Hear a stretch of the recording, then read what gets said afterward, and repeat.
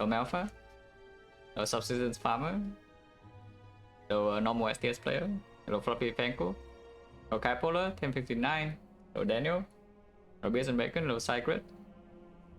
Hello Johnny Driftless. Hello whatever. Hello Fagon Masters. Hello Zulu.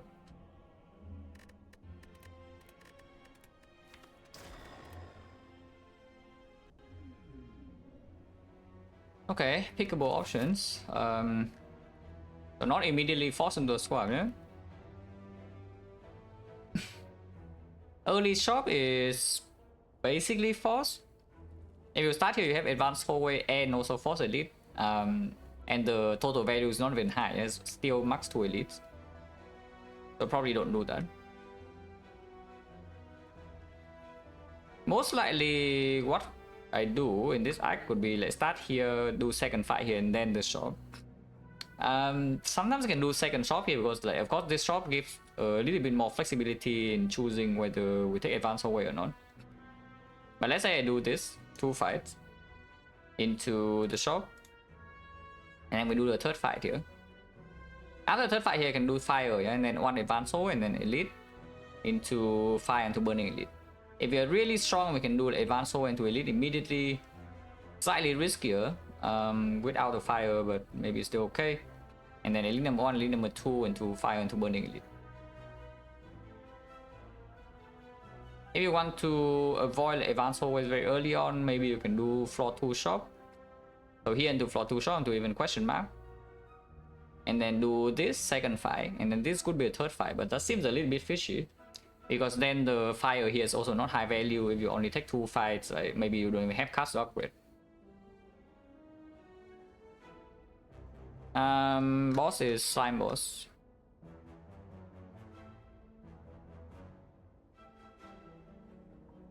That's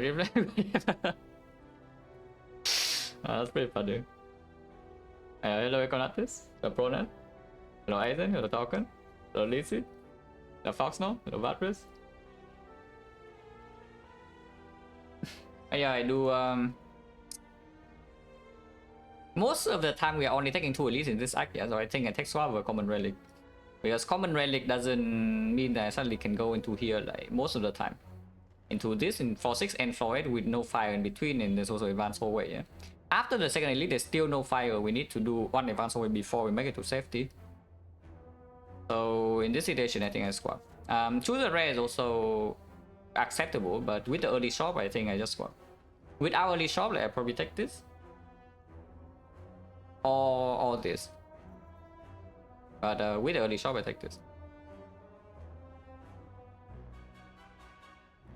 Nasi Canner, thank you for the prime and 3 months special loan. And hello Lilted. Hello Matt. Hello Dazigler. Oh, Dripper. Dripper in Slime Box Act is a little bit scary. Dripper also gives me another reason to do for 2 shop, by the way. But of course we start here. We do squad, we absolutely go to early shop. Now tail whip. And if you are very skilled, the shop would have something like, you know, sell repair on sale. And that would be a pretty skillful play. Okay, got this first floor. Not a good draw though. His dual cast rate is 13 damage, you lose 3 per turn, so 2 turns from now becomes a 7. I know this turn is 13, next turn is 10, yeah? 2 turns from now it becomes 7. And then still positive unless you redraw to dual cast before the next zap, which is possible but not. I can play all these, yeah? It's 24, 27, 30, 30, 46, and then 1 more. But if I dual cast now is 16. And 16 it goes to 35, and 35 is 24, so I need 12 more damage, 2 more energy. I guess it's still fine, because this guy rolls 51. If this guy rolls a little bit higher, maybe 53, then I don't think I'm allowed to do that. But at 51, yeah, you can see right here that if I hold the dual cast, we actually would have lethal here. But of course that's just rolling a dice, because leaving it around somehow also makes you miss lethal that turn. So we take 2 to count this. 11 go, okay, coast now is fine, no? 11 go, no potion. For 2 shops at least, not so strong. I pay for free, yes, I pay for free would be good too. But yeah, the problem with going here is that of course we are forcing ourselves to advance hallway pretty early on. But I think that's fine.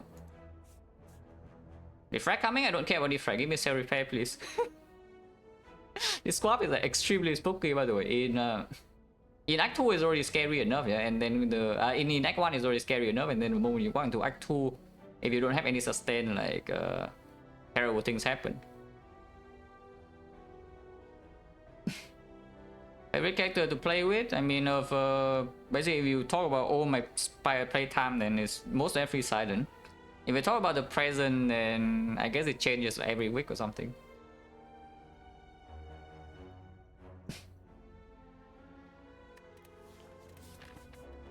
Oh, yeah, I go here. Laos, okay, -2.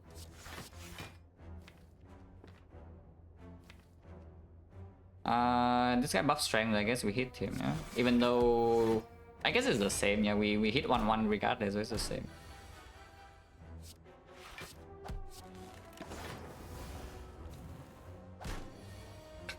Have we changed the Watcher? Yes. In fact, it was Watcher maybe last week.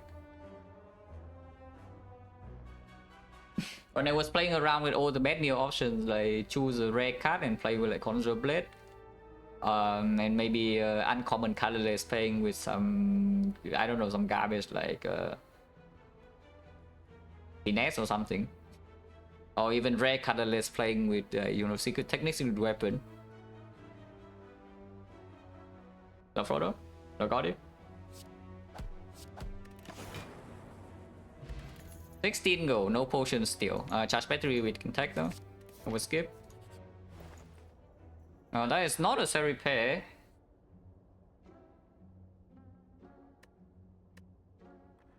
Need to choose what we do pretty carefully here, yeah? Because if we don't, then a couple of floors from now suddenly we can walk into a situation where we cannot recover from.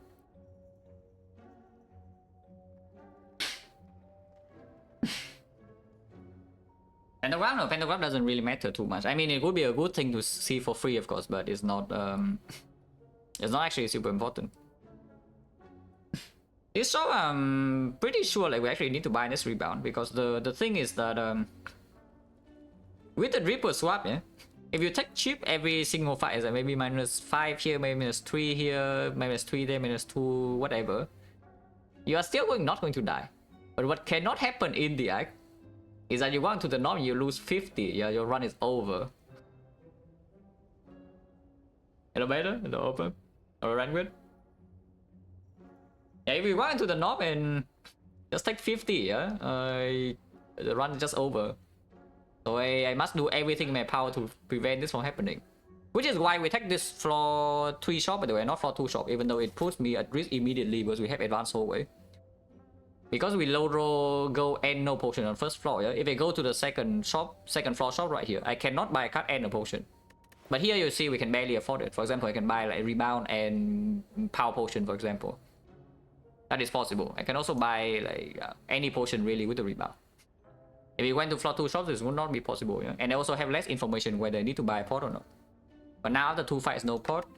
There's a chance that we throw away a pot in these floors, but then again, you can even use a pot in the advanced hallway. If you lose no HP in the advanced hallway, okay, no problem, throw a pot. But we high roll the fight, so I don't mind that.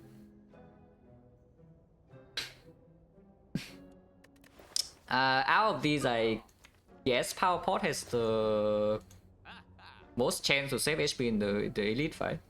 At least with our current deck, because draw pot is not that strong. Our deck is just, you know, what do you draw into? Base cards. And then maybe at best you like rebound coast down and then redraw into coast down immediately. Which is not even high output. It gives you like probably 1 energy or something. 1.5 energy worth of output. Colorless pot is just random, also more expensive than this. I mean, this is also random, yeah, but this is like the swing on this is like way bigger. And sometimes it's actually nothing. This usually is at least something, even if it's like very minimal. And of course, if you high roll is like Echo Form, sometimes Bias Cock, sometimes Buffer, sometimes Electro. And it can do things. So I think it's just this. Like 1, 2. My chance now 60.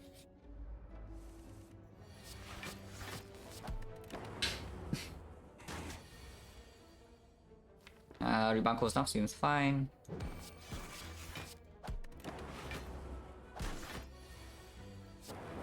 I mean, doesn't matter, but it's dead. Own chance now is 50. The scheme is great at some point, but I already said it, yeah? Is that what must not happen here is that we walk into the knob. We cannot let the 50 damage knob fight happen, yeah?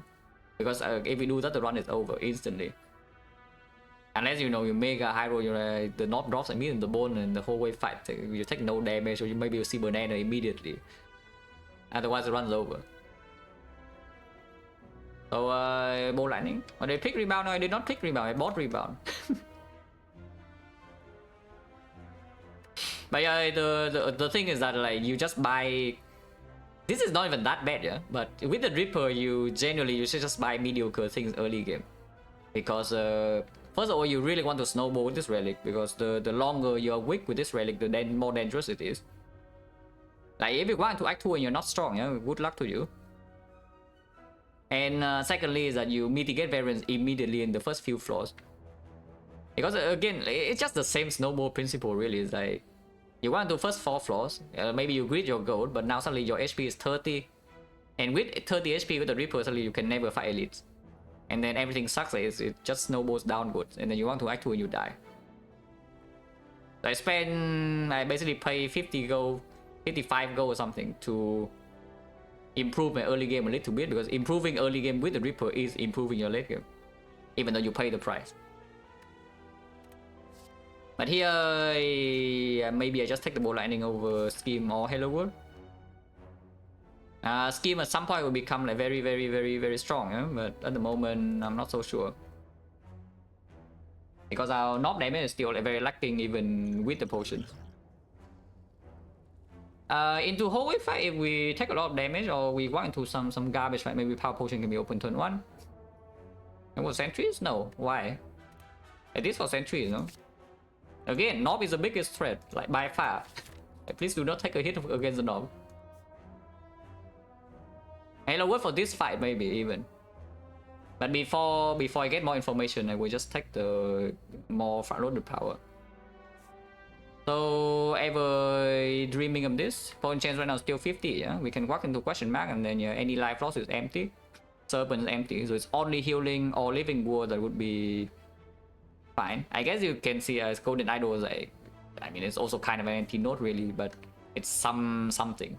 And the Wing Statue, we cannot take gold from Wing Statue. We don't have a card that deals 10 damage. So Wing Statue is also just a remove for HP loss, which is not even positive in this kind of like, not before I see the elite.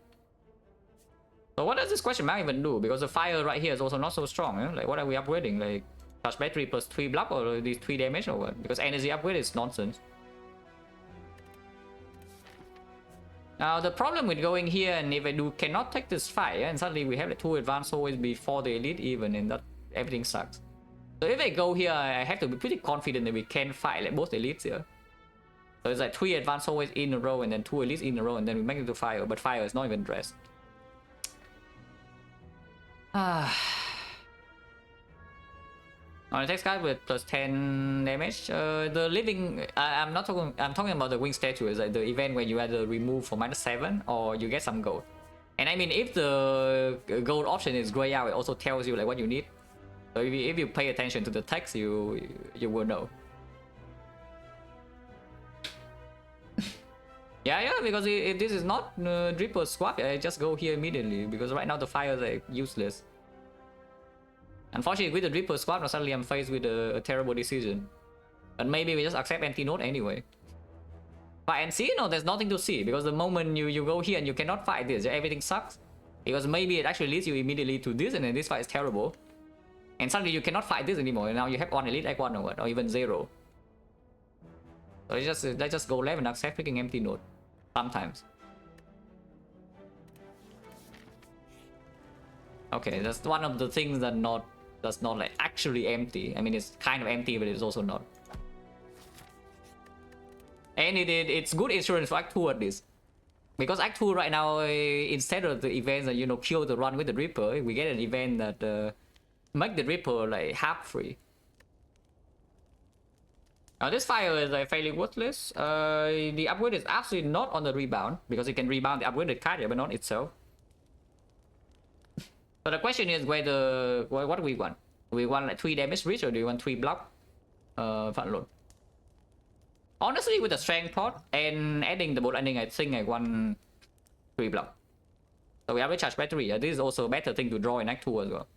Instead of upgrading the coast now, bolt ending to draw into Act 2, we upgrade charge battery, and every time we draw into it in Act 2, and it doesn't overblock here, +3. But these might not be +3, like ever. So upgrade this. Energy upgrade is like nonsense, eh? With the charge battery already in the deck with 4 base energy here, like these upgrades might never even play. And sometimes we have like 6 snake go after this act, who knows. And again, yeah, we did pick cards to prepare for Norm, we also have damage potion, so maybe making the upgrade that's good against the other 2 fights would be good. Good pattern here at least. I think I should take this too. Oh, wait, threshold? No, if you upgrade damage card, I think you upgrade Cold Snap or Bolt Lightning. Because I would prefer to rebound the Cold Snap instead.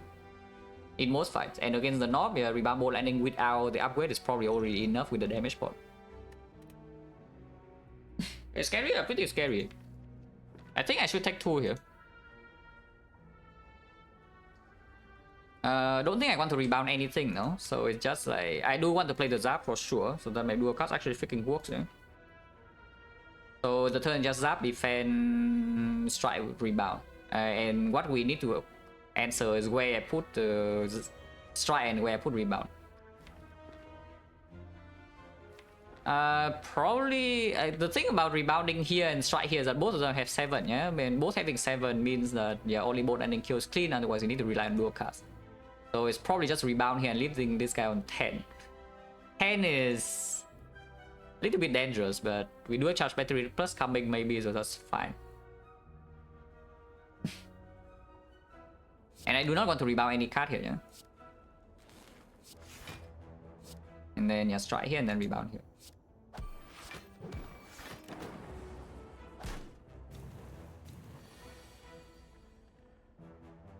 Well, I mean, I don't know.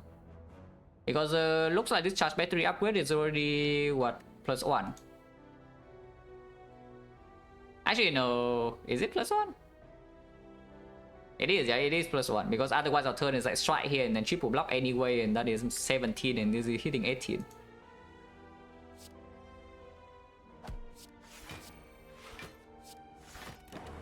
Next turn this guy never attack and we have dual cast coming, so the fight is basically over.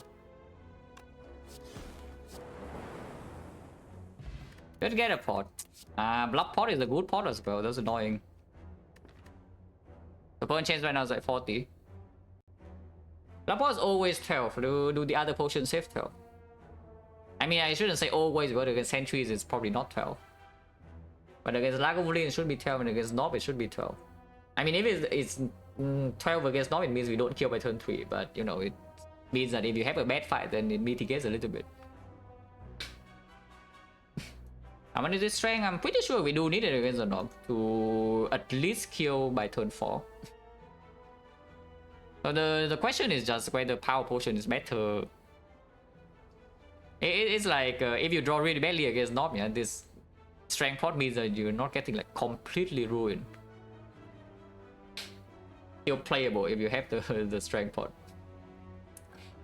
So yeah, I guess we just ask whether this power pot saves at 12 in Lagavulin and maybe 10 in sentries or not.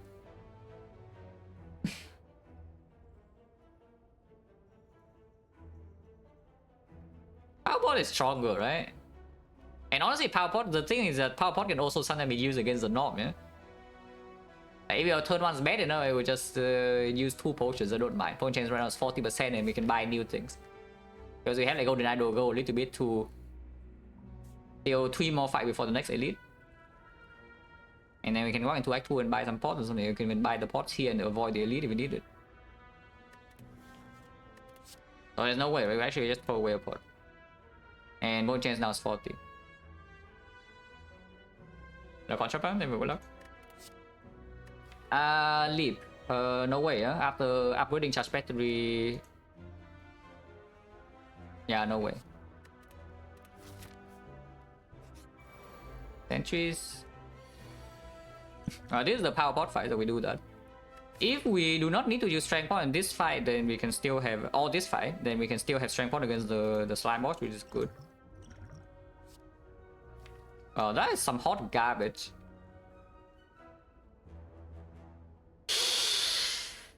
Oh, that is bad.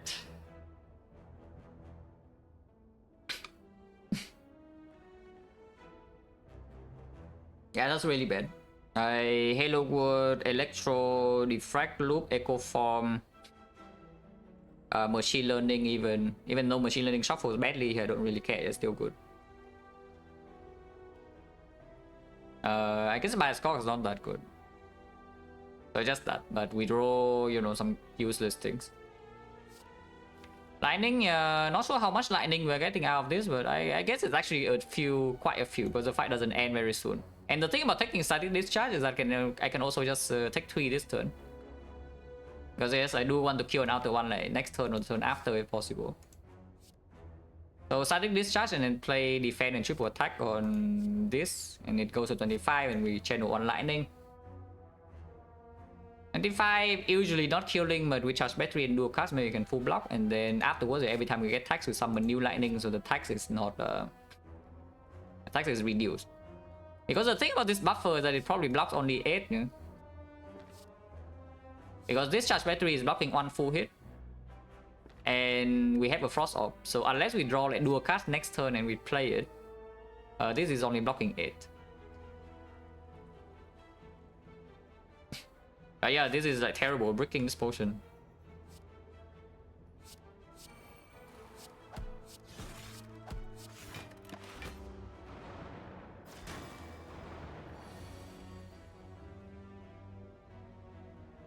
Yeah, would have been 8. You can see right here, right? Buffer is blocking it. Now, suddenly it's just killing a freaking orb, so maybe I can do something about that. Can I do something about that? It's like bow lightning. Bow lightning zap, defend, how is it? Yeah, bow lightning zap, defend, we block 15, yeah, take 5. And I already used the orb, and this guy is channeling 1 lightning, but it will evoke this and then put the frost orb in front for me to not do a cast next turn, because charge battery is full block. Okay, that's also bad. Then I waste 1 energy next turn, yeah? But otherwise, I'm taking 8 damage this turn and also waste the frost evoke. Do a casting on lightning, not so important, right? So actually just do zap, bow lightning, defend, yeah? Oh wait, we have no frost, what am I talking about? Yeah, we have triple lightning here. Okay, never mind, I'm dumb. I was thinking that if this evokes a recursion or something, but of course you don't have recursion, the frost is gone. Okay, it's good then. And bow lightning, zap, defend, yeah? Next turn we just play hand. Charge battery full block into dual cast like strike. And of course, the point is that I was thinking that I actually have a frost orb here somehow after I play these cards, but I do not. So the dual cast next turn is actually landing on the lightning.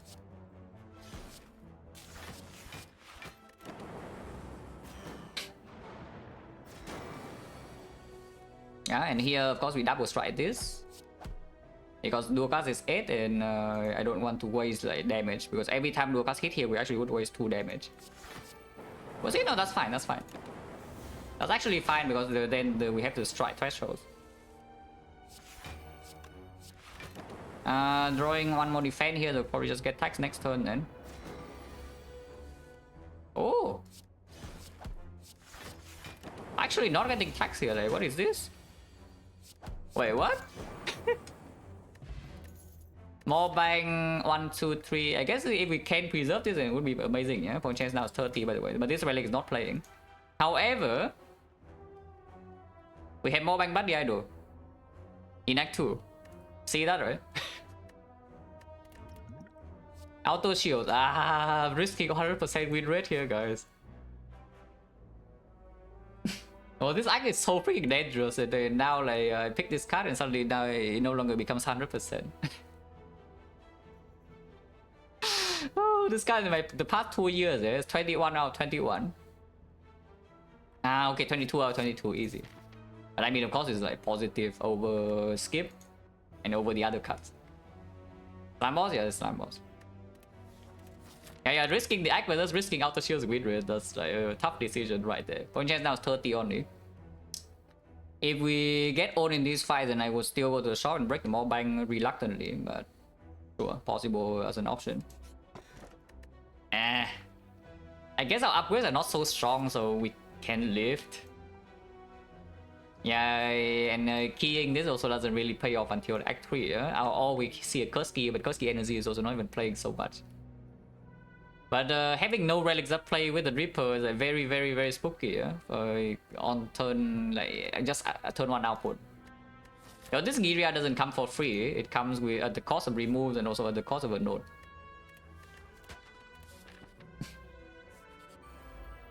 If holy. Okay, it only saves like 1 HP, but it's fine. +1 is +1, you know. Ow. Ever thought of strength potting to save this 6? Strength potting actually save 6 is a 1135 exactly too. It's 24 and this is 1135 or 3538. And we have entropic brew still point chance still 30%. And we have this fight and this fight before the next elite. Yeah. I mean 6 HP is 6 HP, freaking Reaper. I'm worried. Exactly too. Potion. Okay, pretty garble potion. My point chance now is 20%. Yeah, nice Giria because we are upgrading this Defect. Unless you tell me we take Rip and 10 then lift. Now that is a line, but yeah, we take Defect to upgrade, yeah.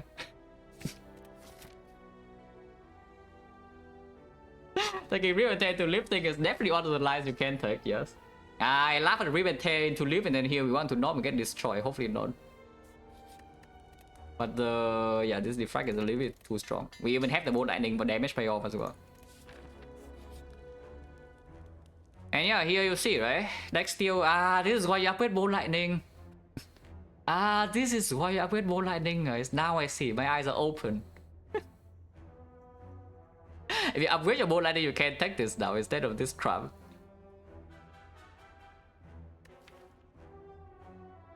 I don't actually want to remove though. It's like removing strike right here and is already making the North fight more dangerous. And Lagavulin now we have like Defect to set up and we have 2 good blockers and we have a Force Orb. So Lagavulin, relatively speaking, is absolutely the easier fight. We can even use deck spot. Removing strike is not good for the North because it loses both the HP and the damage reach. And removing defense in this spot sounds like nonsense. I actually just leave there. Remove defense not good, no, it's positive, but is this 7 HP needed or not? Because right now I'm looking at this and I am scared of my mind, you know, unless you tell me we take this part instead. Now we just keep a base card, yeah? Empty node. And I still go here, we fight Burning Elite, even though I'm scared. I still fight this Burning Elite. Especially after preserving HP and we still have like all the potion. Okay, I hope that we are still preserving our HP. This turn looks okay at least. I don't know about the turns afterwards, but this turn looks okay.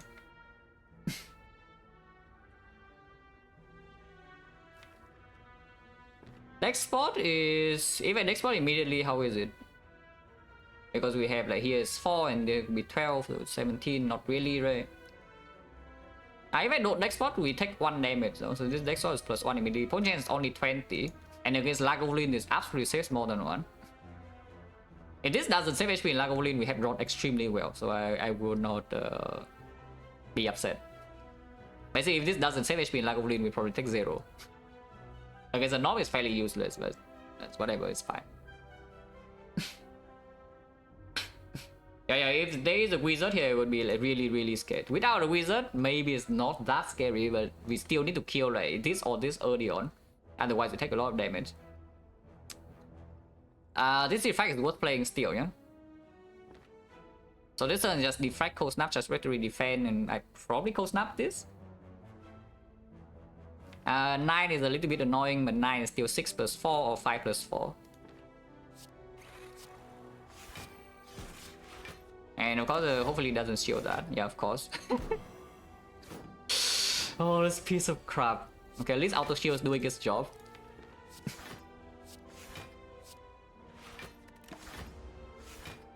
better. Well, that's bad. Well, that's extremely bad, because now actually we need to take, we are forced to take 16. Because we cannot kill this now.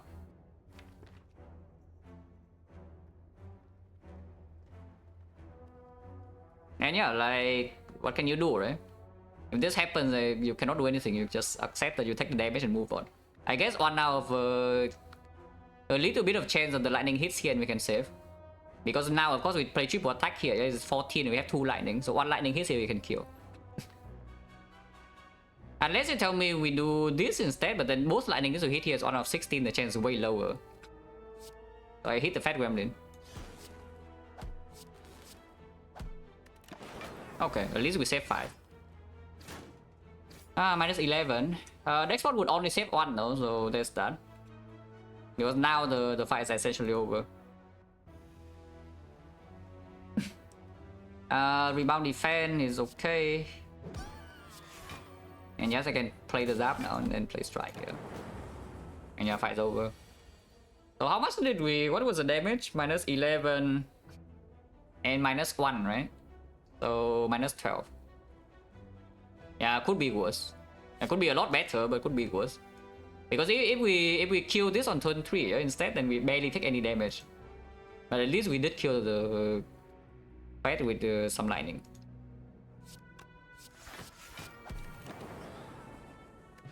Our chance now is 30%. Sweeping beam versus Tempest. We know that the elite is not sentries. Tempest is a much better draw against the knock. I mean, I shouldn't say much better, but it probably is just better. Especially with the Defect now and sometimes just battery. It's like if you draw it late, then it can be your finisher. If you draw it early, then it doesn't make the knock angry. Sweeping beam is a better draw into Act 2.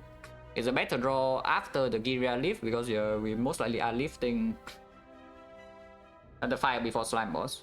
A little bit of AoE against slime boss, which is okay. Tempest would still be better against that fight sometimes. Or even, honestly, maybe even most of the time. But inside Act 2, we also want to draw the Sweeping Beam more than the Tempest, yeah. And our deck has no AoE, like, let's say Act 2, some Gremlin Leader. You draw Tempest and you die, but you draw Sweeping Beam and they can kill some minions. Yeah, I'll probably just take this. And we do fight the Burning Elite, sometimes it's not, sometimes it's not. Max HP drop. Okay, it's time to panic, it's time to panic. 12 HP at least. But we did not draw Zap on turn 1, which is already slightly set. There are still things in here in the Diffractor. Attack potion. If it's like Doom and Gloom or Bolt Lightning, then immediately it's good. Card draw is bad and Beam Cell is bad at the moment. Hyper Beam also bad, Hyper Beam later is stronger. So what is strong now is just Bolt Lightning and Doom and Gloom, yeah? Meteor Strike. Oh, okay, Meteor Strike. I guess Meteor Strike energy doesn't become useful though, because we don't have a Tempest. Colossus is okay, but Colossus can also be used next turn. Basically, I'm thinking about like whether it's useful to do attack power on turn 1 or turn 2. But most likely we'll open attack power on turn 2 regardless. Turn 3, the only thing better on turn 3 would be either a Hyper Beam Lethal or go for the Ice. But right now, turn 1 there's 2 hits, yeah? I guess Sweeping Beam in a sense, because right now we are floating energy, so Sweeping Beam most likely play this turn and maybe the turn after it doesn't play.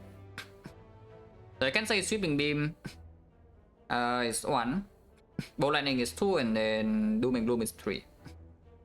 Meteor Strike is 4, and Meteor Strike... Honestly, Meteor Strike later is even better, right? Because it can evoke some orbs as well.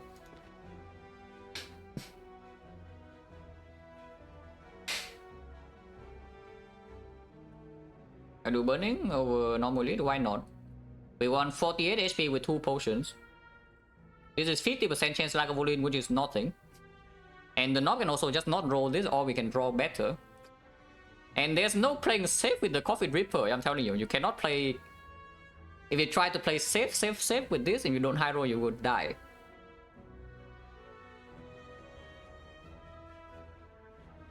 And we are not even in a dire, super dire situation like before 2 falls ago. It's like 48 HP 2 potions. How bad is it?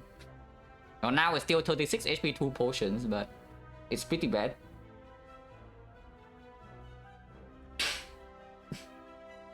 Yeah, this turn is 3 attacks. Yeah, next turn like what will be stronger next turn? Beam Cell is stronger. Compound Rival is stronger, but only 1 card maybe. Yeah, off 1 doesn't really work. Thunder whatever doesn't really work. Hyper Beam next turn is still not really good. So it's just this turn, right? Because this turn also means I have more information. It's just this turn, yeah? Well, we block the novel, but it's like goes down to Defect and it's block pot or what's going on? Because this has to be better than this.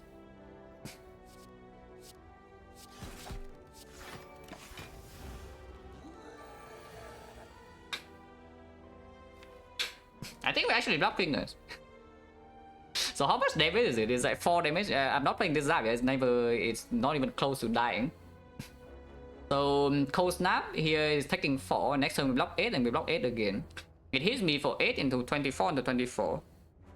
So we currently are projected to take 4 into 16 into 16, which is 36 HP, but we have this, so we will live on 12, and then we enter Slime Boss with 12 HP, maybe no potions, also maybe no relics.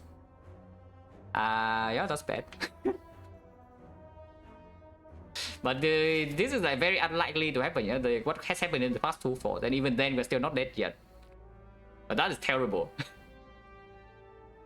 That is just absolutely terrible. Oh, by the way, Strike Removers, you're dead.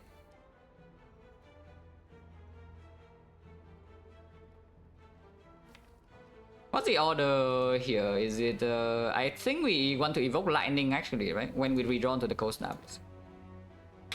Because this thing must die... This guy must die before he does the next big hit, yeah? So on turn 1, turn 3, turn 4, turn 5, turn 6. He must die by turn 6. So Bolt Lightning first and then Cold Snap Strike, and not play the Zap. This auto shield is actually positive to play next turn if we draw it, so we'll see whether we draw it or not. Otherwise we can even defend block pot and then auto shield the turn after. It's still positive.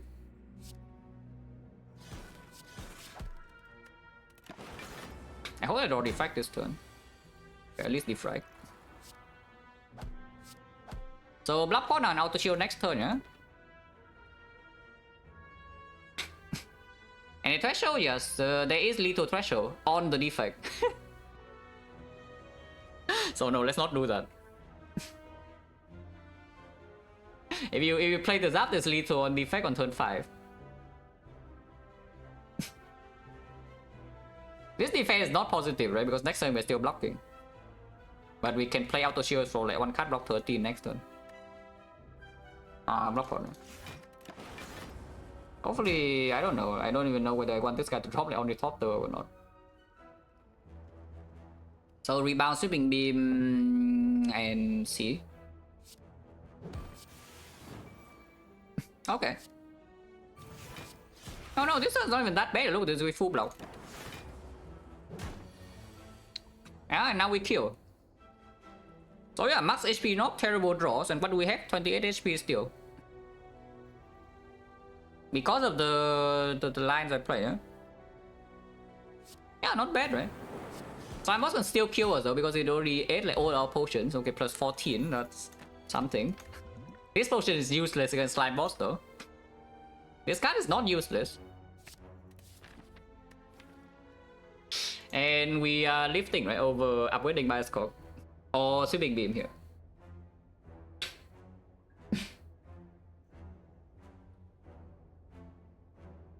This Slime Boss fight is still very scary, by the way, in case you're wondering. Like, actually extremely spooky without a potion for reach. If I still have the attack potion, for example, then I feel a lot safer. But I don't.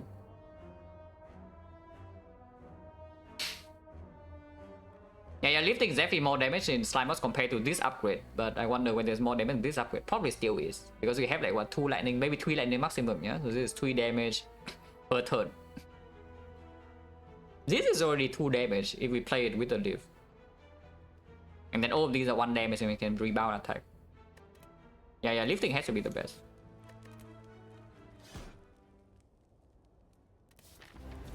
But by the way, this is no relic support into Act 2, yeah? You see this? This relic does nothing. This relic also does nothing. This relic does nothing. This relic is 1 strength. So you have no blocking relic, no sustain relic into early Act 2. If we do not high roll like some self repair very early on, or the bloody idol, yeah, bad things happen. This is very clearly rebound zap into strike charge battery, play hand, and we do rebound the zap because bias cock is here. And if we have 3 lightning orbs in play, maybe you can even go in with bias cock and just split and then maybe kill it shortly after.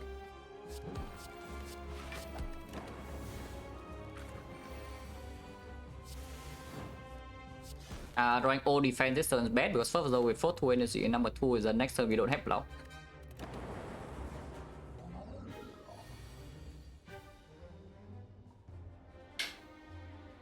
How is this split? Because I'm pretty sure this is splitting, eh? This is +6, so this is 9, 27, 27, and we do... Maybe I even want to keep triple lightning here. So that would be 27 plus 14, 41 only. Split is 65.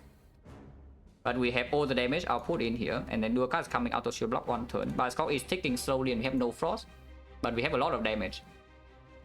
If I play the cold snap, we gain 3 damage from the split, but I lose a lightning orb, which is absolutely terrible. The other choice is that we do not split this turn. We just play like bias cock, defrag, and yes, I still play bias cock maybe. Maybe I'm not. If I just play, for example, bias cock, defrag cold snap, then how is it? Defrag cold snap, we take 34. And I deal... This is 10 and this is also 10, so it's 20, 27, 27, 70... 79. 79 next turn is split guaranteed, and then we're on like 4 HP. On 8 HP. With no bias cock in play and shuffling out the auto shields. We split now, right? And hope for the best. But it's strike over cold snap, yeah, I'm pretty sure.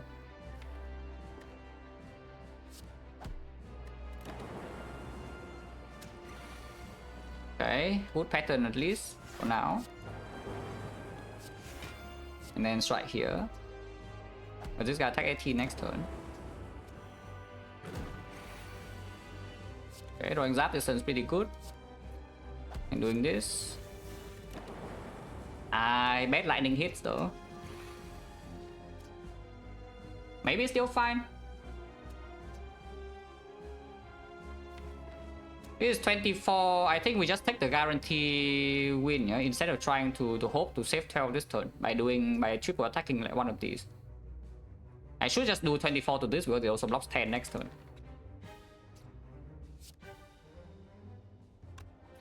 I want to rebound cold snap though, so it's like strike here and then rebound cold snap, guarantee kill this. And then defend. And we take 16, but that's fine. Oh yeah, that's much better than taking 34 to our face, yeah? This line. So we don't use potion and we survive this fight on fairly high HP still. This is 10 evoke, so hitting here is slightly better. Also blocks 4 immediately if we hit. Of course we did not hit. That's fine. Hello Nature's Oxide. The sick. I mean, it's sick versus skip, so we take the sick. Hyper beam absolutely not in this spot, even if it's maybe helping us against the slavers a little bit. It's basically a curse in like every other fight. And meter strike cannot be played unless we see exactly XecnaR.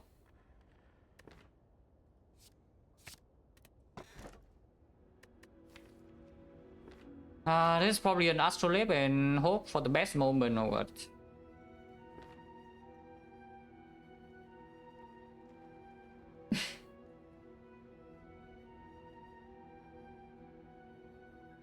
On a better hyper beam, they do completely different things, so I don't know what you want me to say. Because hyper beam most of the time is just a finisher. Thunder is not strictly a finisher, yeah, but hyper beam is a finisher and it works on everything and not just one target. If this is not Astral Labor, maybe you can catch and hope that you draw Defect and with your one Frost Orb. Yeah, that sounds like not going to be very good. Labeling Twist trying to sing buys and clicking it because you have Ripper is an absolute classic. Okay, well, no color does basically nothing. Like, what do you want 5 energy for? So you skip the boss relic in the whole wave fight, yeah? And then in the elite fight you have 5 energy, and what do you do with 5 energy? You still even have this pot. Especially the which run? The I think I caught the run that got to like 7 streak. Wait, was that the level pyramid? I only remember. Actually, I only remember what happened in like Act 4.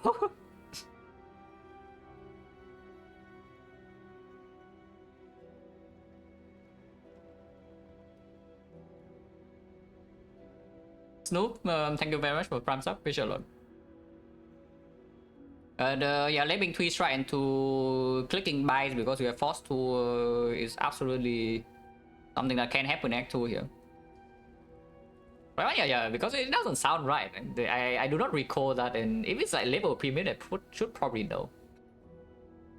So that's the run that got to 6, I guess. And if that is the one you're talking about, then I missed that.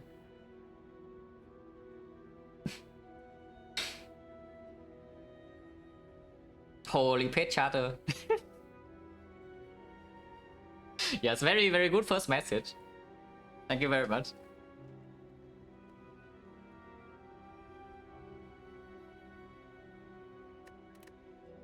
Oh yeah, label away 2 strike and then move on. Unless you tell me we label away 2 strike and a defense. I can see 2-1 because we did add 2 block cards, yeah.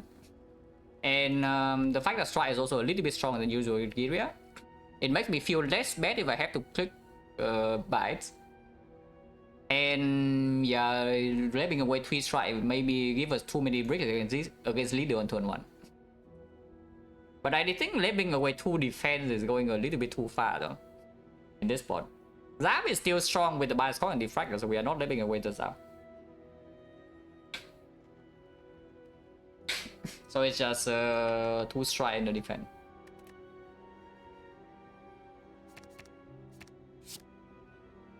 Well, we have a very clear remove target, but the other 2 are good cuts. Yeah, we have a very clear remove target, but these are good cuts. To be honest though, we don't even need to remove this so quickly because maybe the boss fight is a champ, yeah? For example, and you never find a way to actually kill the champ. Like no Dark Orb or no Creative AI, no Capacitor or no like burst damage. And suddenly we actually scale with this against the champ. It's like you front load with Bias to block and then you scale with this. And then you play attacks and champ dies. Sometimes. Well, I mean, I see the champ. I do see that it is indeed the champ. Floor 2 shop is absolutely what we do, yeah? So, no question asked, we start here and then evaluate again on this node.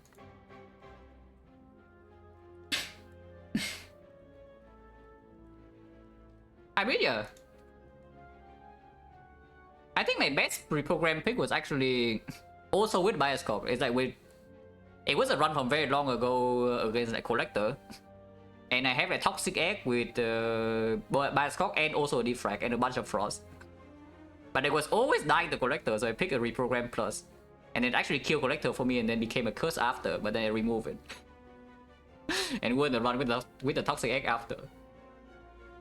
Right, sometimes it can be in a breach in Act 2 because this actually improves your maximum output. That's the thing, it takes forever.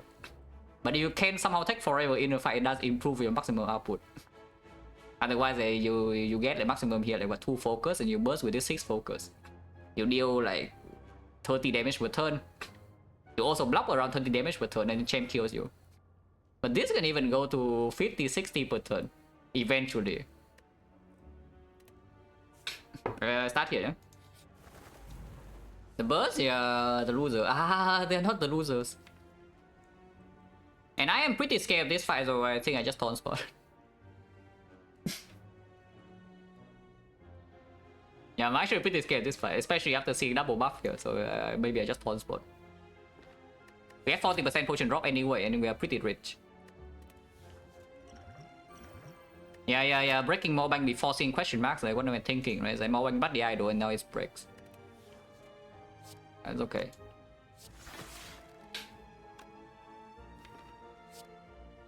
Three, every attack is 3, so this does beat some taunt threshold. I guess you do hit this. Also, these birds are healthy. I think the HP range for these things are like 27 to the thing, right? Dual cast is already full block, so we can dual cast first and then zap. Double check is need 24, yeah? And actually, no, it's only 22. I guess that person dual cast is not the worst thing either, because taunts damage and all that, and next time we still have like wood block cards here. Otherwise, I take 2. Yeah, dual cast first will take 2 damage. I don't like taking 2 damage.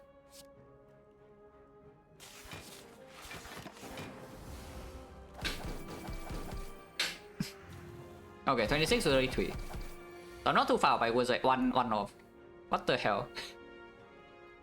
Wait, can you not do that, please? I mean, I'm fine, but can you not do that?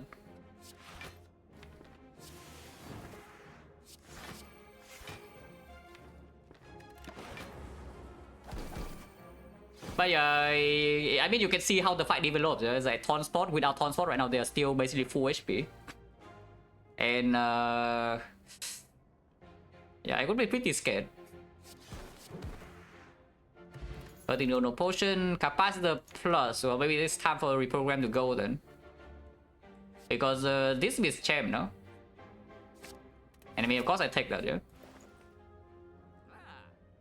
Ornithopter with some sustain. The meal ticket for the next shop, is there a next shop? There actually is a next shop way. So I can do Ornithopter and buy a potion. Which I guess I will do. Break them all back, yeah? And potion should be... probably attack over draw. Probably attack over draw, right? Because both stabbing with Bioscope, Defect, and 2 lightning orbs, and even a Glacier Plus to block, like, we can last a long time with both stabbing, and passive damage is not too bad either. The problem would still be either breaking a Gremlin Leader on turn 1 into her like, attacking for a billion with the buff Gremlins, or just having a best levels fight, and then attack potion is better than the draw pot, the job. It's also 1 gold cheaper, you know, plus 1 gold. Look at this. If we buy the meal ticket in here, we no longer have gold for this shop, but we would heal 15. So we preemptively buy a rest. It seems a tiny bit fishy, yeah? This would be what, 60 and then 75 here, like 92. So if I buy meal ticket, I have only 130, so I need the chest to give gold, I need question mark to give gold.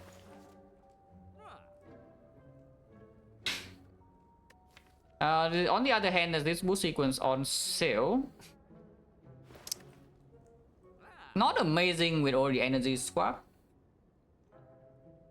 But it does save HP in hallways sometimes. Not that often though, considering that we already have double charge battery plus and a glacier plus and an auto shield. It's like we have very good block cast to draw on turn 1 already and the seek. And if we float on energy with this, then it's just terrible.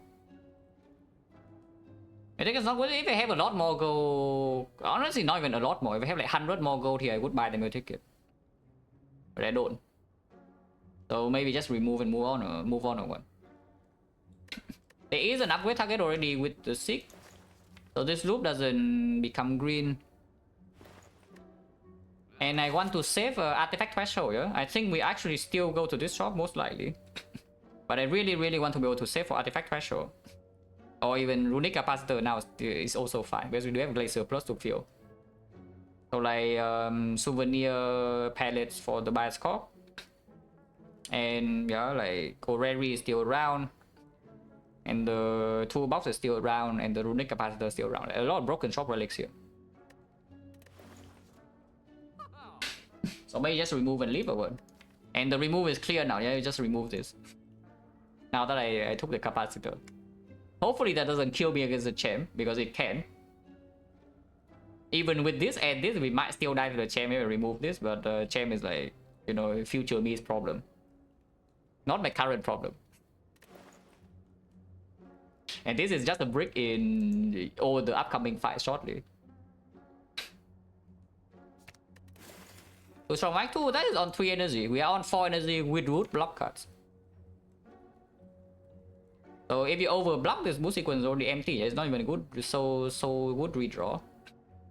And it means that sometimes you can just brick against the leader on turn 1 more often.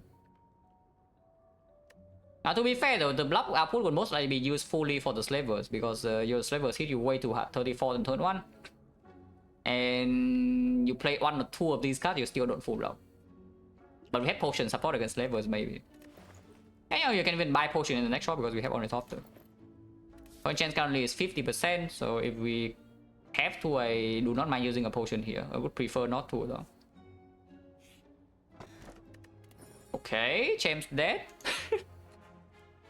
Good for us, champ is done for. Yeah, we just walk into a floor and champ just dies. Because you know, now we just sit behind our Frost War here, yeah? We don't play anything but Frost. And passive block is it's not actually that much, it's only 20. Passive block is 20 without recursion, so we have to play this, and basically it's the 6 cards to block, so we can take chip once in a while. And I mean, surely that's enough, right? Right?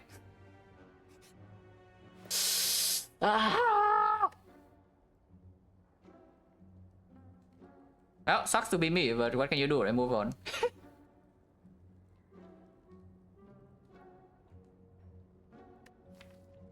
Yep. Nice remove, by the way. Nice remove. Very nice remove. -3 off slot because you remove a reprogram.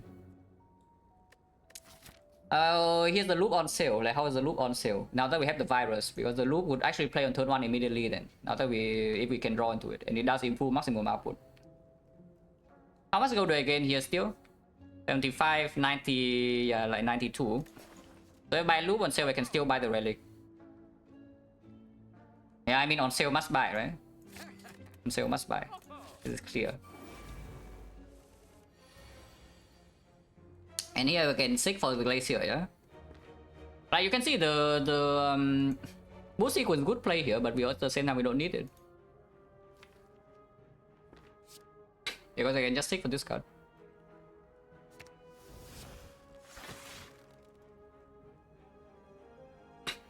I have to kill the Dark Orb though, and then how do we kill this guy? We get a gold stolen or what? I hope not. Oh, I'm taking a little bit of damage. I can take 3 here to preserve this Dark Orb. But Dark Orb is not getting dual casted. So if it evokes next turn is the same, and this right here saves 2 immediately. Take one upgrade, yeah, we won a lot of things. Cannot get everything, but we do won a lot of things.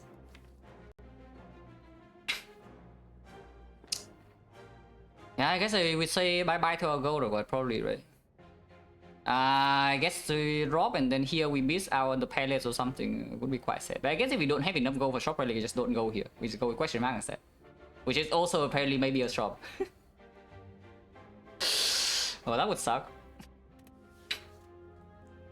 But of course I'm not potioning. Yeah, potioning here is like nonsense. So just go snap this, and maybe you can kill this and let this guy run away or what? Probably.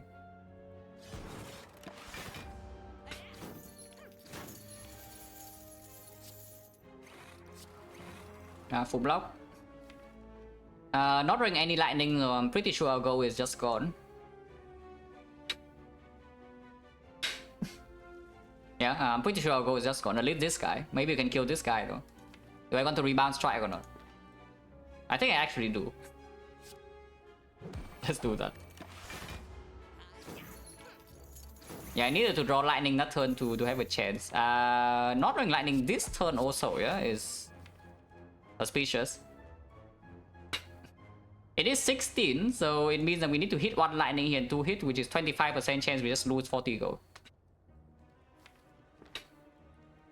Attack pod.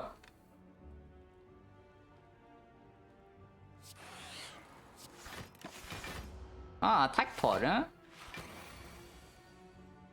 Ah, we just lose gold then because we bottom deck exactly sweeping beam. We need double landing hit here now, so suddenly 25% only.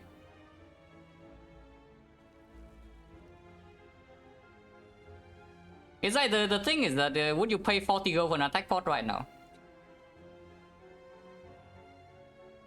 On chance 50, yeah, I don't care. Point chance can be 100 for all I care. I still wouldn't use attack pod because you see what is coming next floor? Yeah, I see what is coming next floor. I don't know whether you see or not, but this is here. The point chance can be 100 for all I care. I don't use potion. At least not this potion. I'm willing to use this one. But we cannot even use this one to get anything meaningful because we bottom deck exactly this. Goodbye. Well, we are broken. Minus 80 gold. Yeah, you walk into a node and minus 80. Not even minus 80, yeah, because we don't even get the gold. So minus 97. You just walk into a node and lose 97 gold. Like, how nice is that? And yeah, no potion, by the way. Beam Cell plus, Cold Snap plus. Both of these are quite good. We pick one of these for sure. Beam Cell with the Gira strength at some point we have. Right now I only have one though, but maybe here we have two.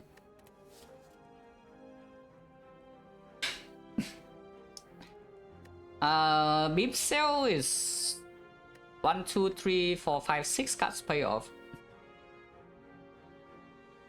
Cold Snap is stronger, right? The Beam Cell is 1-5 with the attack pod though. But the Cold Snap can also be sometimes with the energy pod, and we can block here with these. Also green 25% per card. Actually no, 12.5 in Act 2. So 1 out of 8, 1 out of 512. To be 3 upgraded cards without F. Which is 0.2% roughly.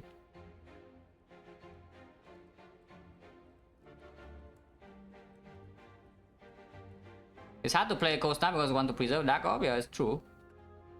I mean, it's not that true though. Dark Orb is only against the bull stabbing, but at the same time, yeah, the Beam Cell is also much better against the bull stabbing. As you can also see, we have the freaking capacitor plus now, right? And as of now, our first deck cycle is at 3 Frost of only. I can make it 4 suddenly, and now we feel we can play capacitor and actually feel with Frost and focus. And this is at 10 damage, it's not been so small. I can see the Sick is better, Sick upgrade is better with the Beam Cell though. But for long term, I think this is stronger, and we also have Ornithopter to sustain through like these nodes. Maybe it's fine. I'll take this, yeah. Unless you tell me it's lifting or upgrading Sick, I do not trust you. It is book stabbing. But here, yeah, Defect laser capacitor. Pretty clear turn. There's no need to use any pot yet. And we can still hold attack pot for the next fight. Maybe this fight, if we can get away with just the energy pot, I would like to.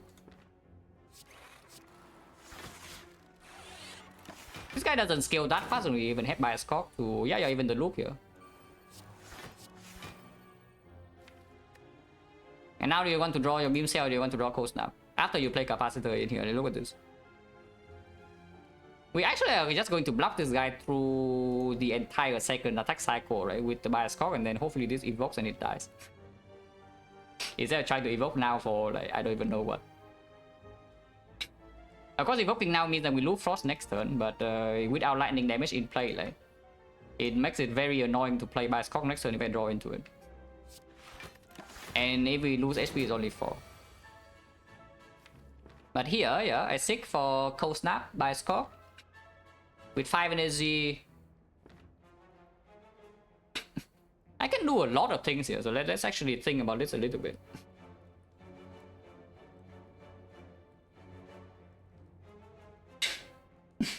And then in terms of damage, HP level, what? I mean, full would be better for sure. So I don't know what the exact question is. But yeah, the more HP we have, the better. If you ask about this fight, then hopefully we take 0 from here. It is possible. I guess I don't actually even need to get the bias cock this turn. I can seek for Cold Snap, Sweeping Beam for example, and then use the Yeah, actually you can just stick for Cold Snap, Sweeping Beam and use the energy port because potion chain now 60%. Outgoing damage, hard to say because if your block output is enough, you don't even need damage. Until Act 4, that is. So it just depends on like what these things drop for us, whether we can play slow fights in Act 3 or not. But like here, yeah, energy port and sick for Cold Snap, Sweeping Beam, and I rebound Cold Snap plus. Get a Frost here. Sweeping Beam into it, play the Cold Snap again, and I have 5 Frost, I take 4 damage. But it makes sure that my fight is okay. Because if I play by Scott right now, yeah, I'm overblocking, and then afterwards is what? I have still 5 Frost off though. So next turn this Frost would block for 7, so it's 35 full block, and the turn after it block for 6, so it's only 30 and it hits me with 42.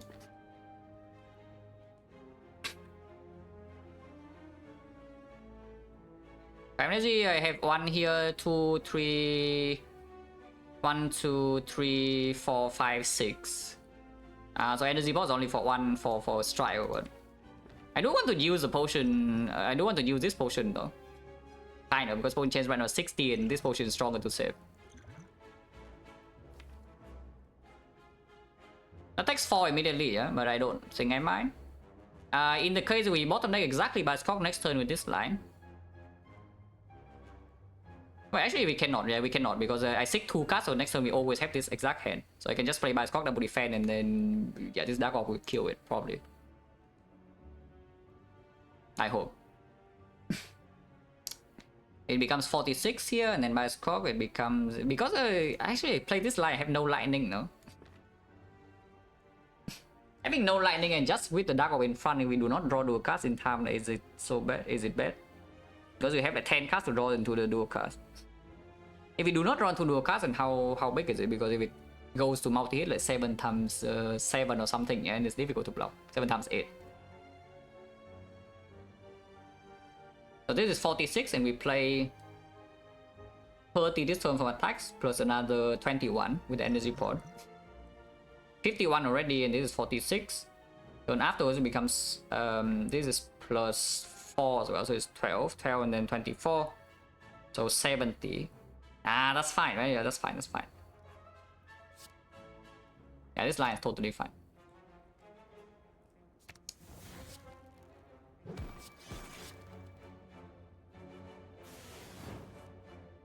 And yeah, I do just energy pot for 5 HP and 7 damage. And I don't play this, yeah. Yeah, this one by score. Guarantee full block, double defend. If I play Bolt Lightning now, sometimes we have problems, even though I'm guaranteed to full block next turn with the loop then, but that would not be actually very good. Otherwise, at most this turn I take 7. And yeah, like this is just dead then. So now I can play Zap. This is already 80, and with the Zap damage... That's not true, right? Waiting is still better. Yeah, let's wait then. Yeah, now we can go. Goodbye.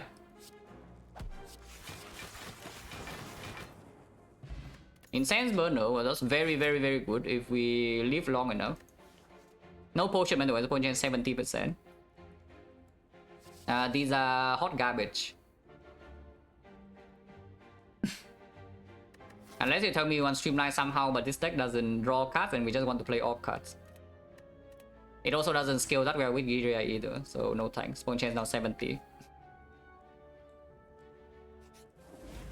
Chosen Cultist. Well, good thing we have the loop then.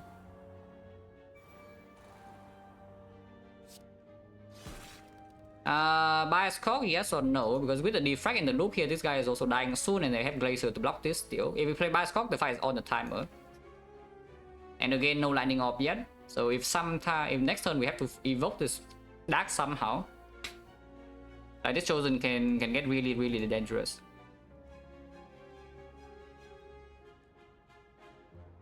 This Chosen Burner is fun. Hello Jack, anything with the red? I hope your stream today was good.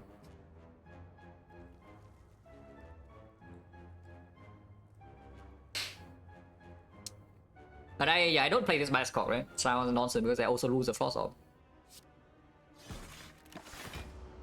And yeah, loop here is already in place, or maybe this thing is also dying soon, which it is. In fact, it's dying like right now.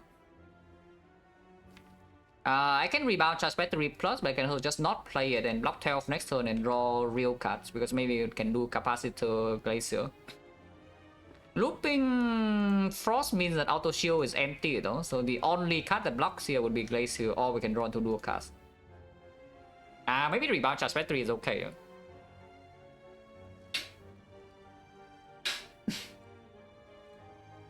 And boss squad, okay. Boss squad defect is just strong. I mean, of course, sometimes you roll into like some real garbage like Crown Sozu or whatever. But usually the risk is a lot more concentrated in early game. And after you survive Act 1, you're in a much better spot than usual. So you can even play safer, like take one less elite. And then you're still in a stronger position comparing to taking a mediocre bonus and farming max Act 1.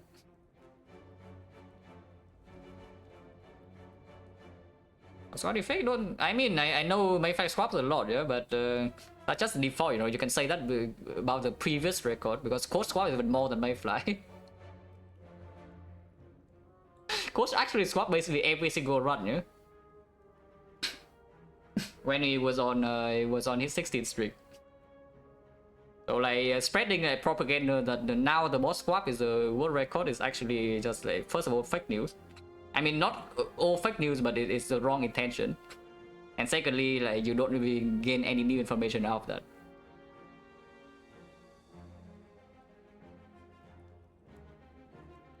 Rebound charge battery is putting daisies in the deck, but maybe it's fine. It's probably fine, right? It's probably fine.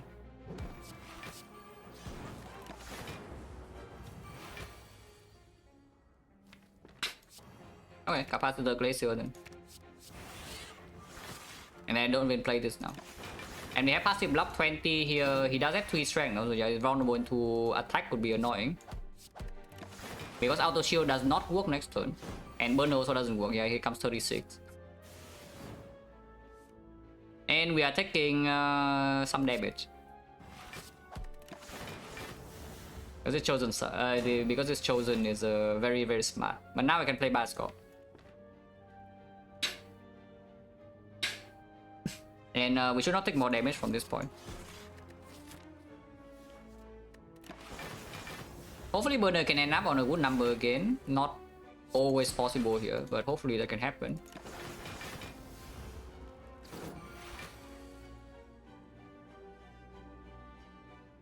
If I just play something like Glacier Zap, we can still full block next 2 turns, yeah, with the Bioscope, and then how is it? It's 12 damage right now and 7 damage, so 19. 19 next turn, this becomes 6 and become 5, so it kills in 3 turns, which is burner on 3, 4, and 5. So Glacier Zap is burner on 5 perfect if I do not play any more damage. Which is, you know, sounds good. Yeah, 7, 6, 5, yeah, with the Bioscope. Yeah, this turn still full block because of the Bioscope loop, and next turn is a smaller hit. So even if we lose the focus, we are still full blocking, no problem.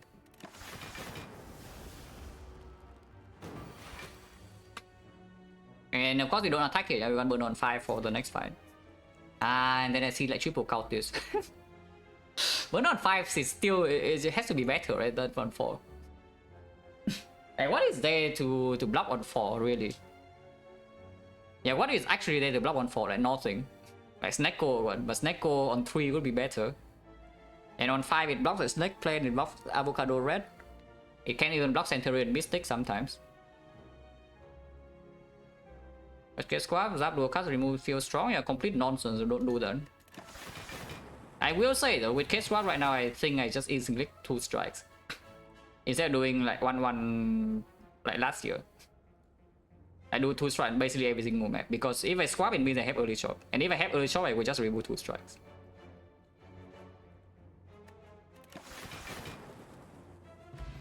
Okay, potion at least. So potion now is back to what, 60, right? So 1, 2, 3, 4, yeah, 4 fights, 60. Consume. That is -1 strength again, but it absolutely kills a champ. It kills a champ for sure. Because we play capacitor, play consume once, and then the champ never gets to a block, and then the dark was building up. Favorite movie, haven't watched one in a very long time. Last time I got asked this question, said like, is Inception. Is it still true? I mean, I haven't watched any new movies by since then, so probably it's true. A very long time ago. I watched Inception when it first came out, yeah, to the cinema.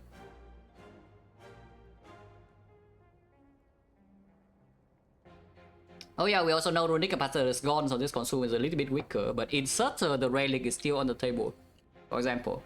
And inserter with this kind of run, yeah, inserter consume in this kind of run is actually very powerful. Because you can actually just E2E basically every single fight in Act 3. Except maybe Retromancer, but Retromancer we don't even need to fight sometimes. Because we already took Burning Lead in Act 1.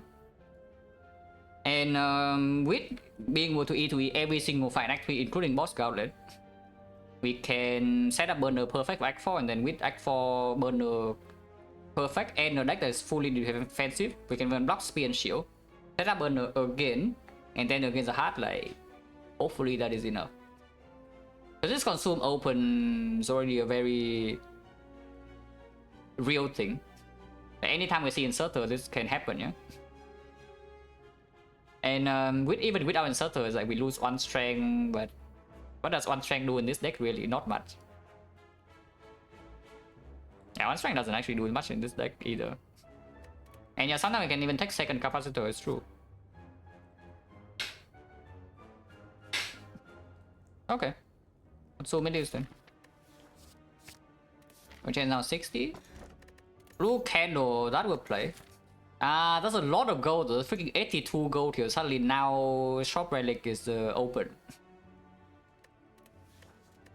There's no way I take this, but like, what is the blue candle doing? Because I curse key, yeah, then if I key this, we need to open the chest. I don't have Sentinel puzzle. So why not do I take this? Yeah, no reason.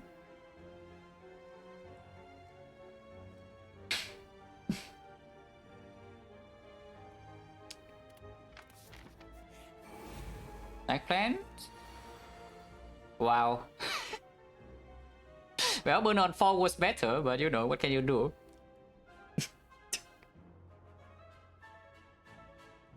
It's 33%, yeah, that it does this. We still have very good block cards in the deck though, so no need to panic just yet, and I am willing to use a draw pot here with point gen 60. I don't think I want to actually rebound Cold Snap though without any focus yet. And this way we can E2E, yeah? So we can set up Burner again on 5 right before the Elite, which is half Slavers, half Leader.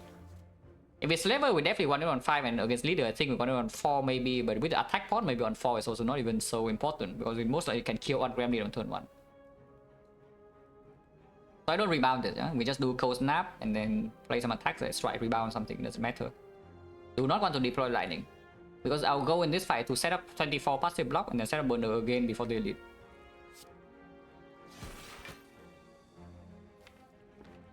In which case, maybe I don't even play the rebound. Like, why do I need this damage? Because this damage, sometimes if we draw Frost late, yeah, and I draw Capacitor early, this Dark Orb, I cannot get rid of it unless I play dual cards or something, and then it dies. I don't want this to die. And even if I play over attack, there's no lethal next turn. You know, even if it tries to attack me for 20, I cannot really kill it. So it doesn't make sense. The only thing that might improve a block output a little bit next turn is either just playing the Zap, or I should have rebounded Cold Snap if I try to really block the low rolls. But not a lot of low rolls in here with this kind of deck,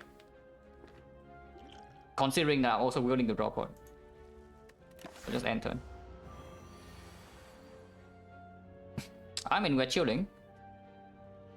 So consume Glacier, is it enough or not?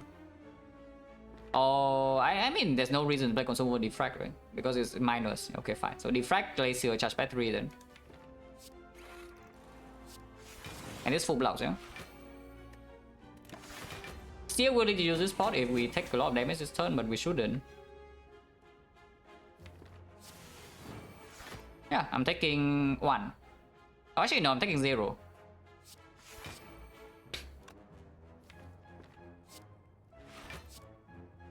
I can take 2 here to play some of these cards, but probably not. And I think I play Capacitor Overloop. Yeah, I play Capacitor Overloop with the Cold Snap here incoming.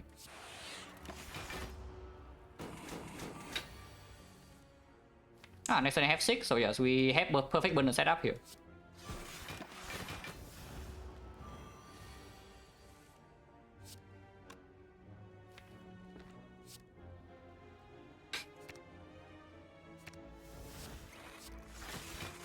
I say lock 30, yeah. So we just, I do not want to kill random with lightning, so we just play attacks until burners on 5 and it dies. So it takes a while. I can literally also just press kill right now. But let's wait. Because I like wasting your time.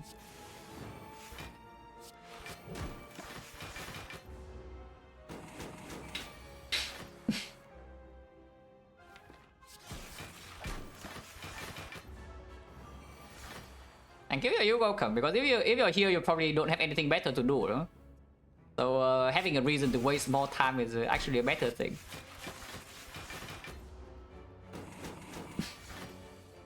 Because my hobby outside Spire, recently, I mean, I'm getting into other things pretty frequently. Like recently, I'm getting into chess. I got back into Tetris a little bit, but not so much. I got really into Osu, but then my hand started hurting, so I stopped. But outside computer activities, is I don't do much besides just exercising to, you know, to not freaking die or something. I guess most of my hobbies are within the computer. S rating is a 1750 rapid. Blitz is around 300 or 250 points lower, but I haven't played that many games. So maybe I'm better now after doing like 1,000 puzzles or something, but who knows. Vietnam is owning, yes. I am keeping up a little bit with the news.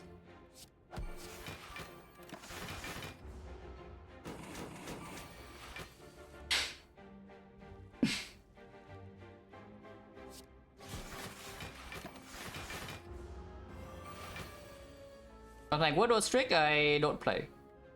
I mean, I play here and there when, you know, everybody was around me was getting into it, but I don't play daily.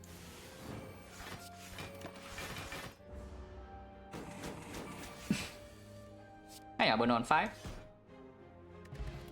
Ah, minus 5 HP. Well, here's a Doom and Gloom. You want a new Dark Orb, or you can just take Cool-Headed, because, you know, Frost Focus and then block. This would be AoE for Retromancer if we are forced into an active release and it happens to be Retromancer. Also can be long-term damage, but at the same time we do have this. And I have a capacitor now. I would pick a second capacitor and then the Cool-Headed becomes like just better. For Slaver short term, this virus can end the attack potion for kill 1 and then we can E2E with Frost Focus with lightning passive damage. This is much better to try to set up burner in Act 3, yeah? And now that we got a lot of gold from the chest, is there any reason to go scout this shop? We just go scout the shop for artifact or something. I mean, Runic Capacitor is gone, unfortunately. Because that would have been one of the best possible shop relics to see from this spot. But yeah, like Palace Souvenir, Frozen Eye, Toolbox, all available still. And we only pay 1 question mark for it. Which is, you know, could be Bloody Idol, but could also be a fight that best of a burner.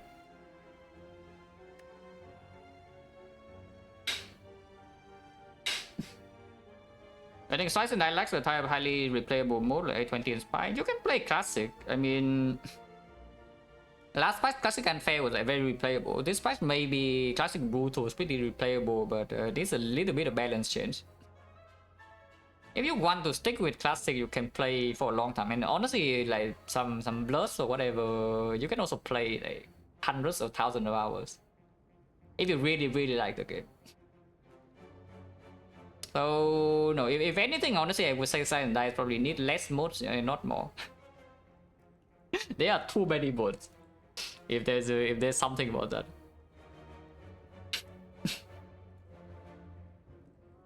Yeah, classic card is totally fine as well. It's like just play whatever difficulty you enjoy, and you can stick with the game for a long time. You really like it. Like there's a lot to do, and the runs are different enough. But here, yeah, okay, cool. Headed over doom and gloom, man. Here's our plan of A20H, right? And then we run to the mall and we die. I hope not. Explosive or draw pod, because explosive is also rich for slavers or killing a minion on turn 1, which is what we want to do anyway with the draw pod potentially, yeah? With our ancient pod? Yes. I mean, absolutely yes, right? Because the whole point of building a deck like this is that you can set up your burning X3 and also preserve your resources. But suddenly now, like, ancient pod is 4 focus on 1 fight, that's insane, no? Don't even need to block vulnerable in the heart anymore with the incense burner, yeah? Tossing this away is facing a risk long term because this is a nightfall potion, but there is a risk right here. Which is not even that small. So I think I just take it. And if you don't need to use it here, then this also mitigates Retromancer risk a little bit. And yeah, we are shop scouting, yeah? Now that is not pellets, but I don't mind. Unless you tell me somehow this is better than this, but again, I do not believe you. We just buy like what, 6 Eco Form. I don't even know what we want to buy here, like Core Search or what? Yeah, Core Search. 2 holograms and a Core Search, okay, fine. Now, I don't know about you, but I think this is slightly better than the Capacitor, yeah? Yeah, Hyper Beaver, complete trash, but yeah, Core Search gets in my deck and Hologram is in my deck. Hologram also gets in my deck. With this deck now, this Overclock is actually good. Yeah, this Overclock is actually good now, so I take the Overclock. Even without the upgrade on it. I don't think this Overclock will ever get its turn to be upgraded. We upgrade the Consume, then we upgrade the Loop. And yeah, Hologram doesn't need the upgrade either. And afterwards, maybe it's Overclock's turn. It's like after 1 and 2 upgrades. Why? We passive block like a billion after first cycle, so please just draw to our deck. And line up like Core Search by us, and then we're invincible. So this is just good. Rare chance, I don't think so. So if we see 2 rares from a rare, it probably says our current rare chance fairly high, yeah? Which is true. I don't think we have seen a rare yet in this act from the card rewards. So there's a pretty decent chance that we would see a rare from one of these 2 floors. Yeah, I would like, you know, Echo Form would be nice. I don't even know whether Echo Form is actually nice or not. Maybe it's not. Like maybe second sick is just stronger. So how's this Cold Snap? Not good enough, right? We don't have that many off slot, only have like 6, and if we consume 1 time it's 5. If we have Inserter, then maybe we need more, but even then we have double hologram to even do on Glacier sometimes now. Some fights we need to keep the Dark Owl around, and this would be an empty draw early, before we draw Capacitor.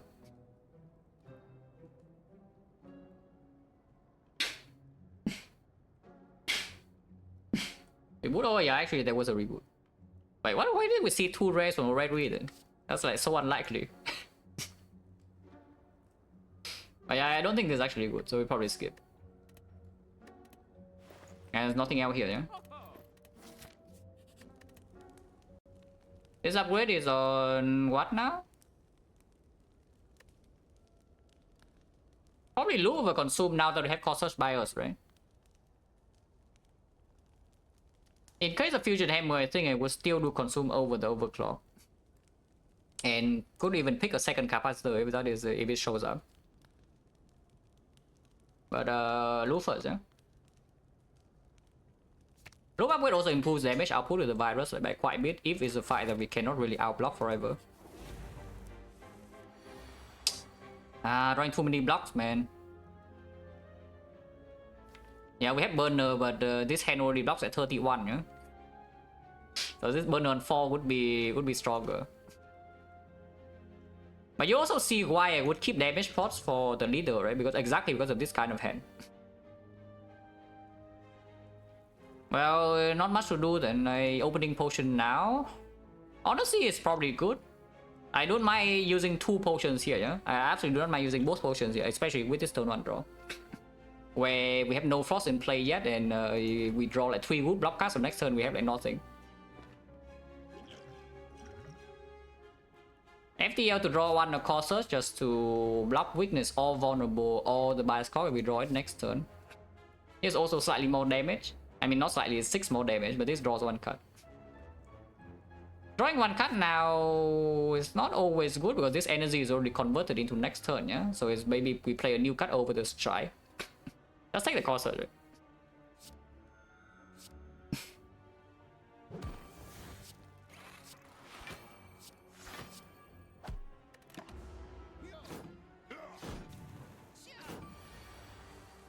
Oh, okay. Here's bias cop. And Tango is irrelevant, I imagine.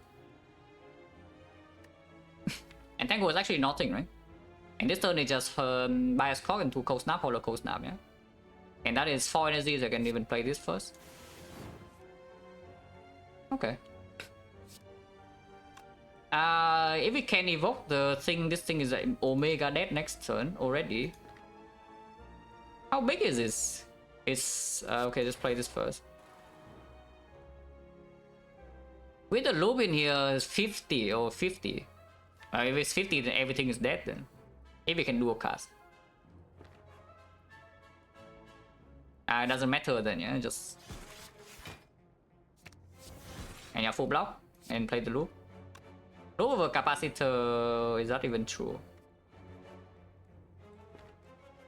Yeah, it's not even true because this loop right here... it's true, it's true, it's true. Hello, Papa? Yeah, I do a cast and this thing is dead and this thing is dead. And fight is over.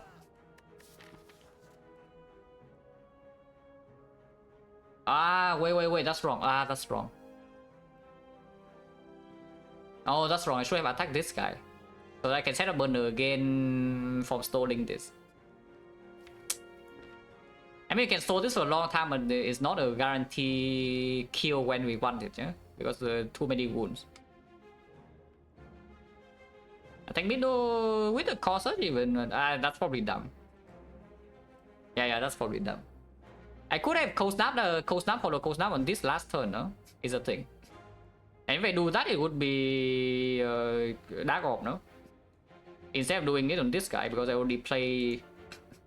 Because I already see the loop before I play the cold snap, yeah? So I know that if the Dark Orb is evoked, right, this thing is dead. And if the Dark Orb is not evoked, this thing is not dead. And even if I'm... And then I think with this turn, I was saying last turn, I could have cold snap hollow cold snap on this guy. And then it works perfect.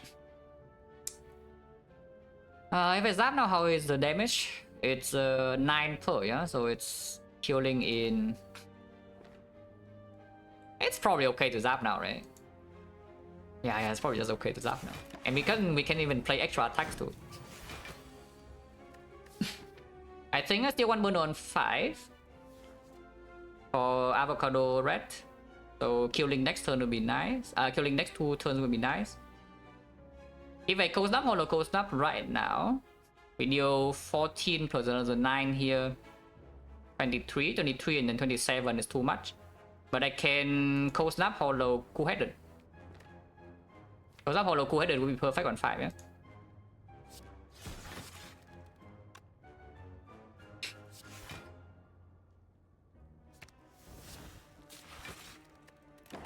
Yeah, next on 27 and turn after it dies. Oh, perfect.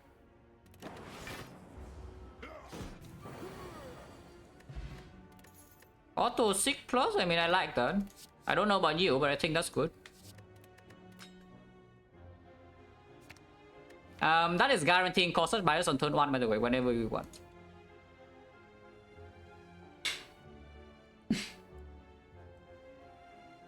And this card is what, Storm Plus? That is a lot of damage. I'm not gonna lie, that is actually a ton of damage, an insane amount of damage even. But that's not what we want to do, right? With this deck, we actually just want to block. We set up burner for the fight after, and then we block again, and set up burner again, and then block again. How many green powers? 2, no? Like 1 capacitor and 1 loop. Not loop, 1 capacitor and 1 storm. This loop I manually upgraded, and this defect I manually upgraded. 3? What? Retro Gravy? Think over the stuff in the 10 months, fish a lot. 10 streak, yeah, 10 streak in game and outside the game.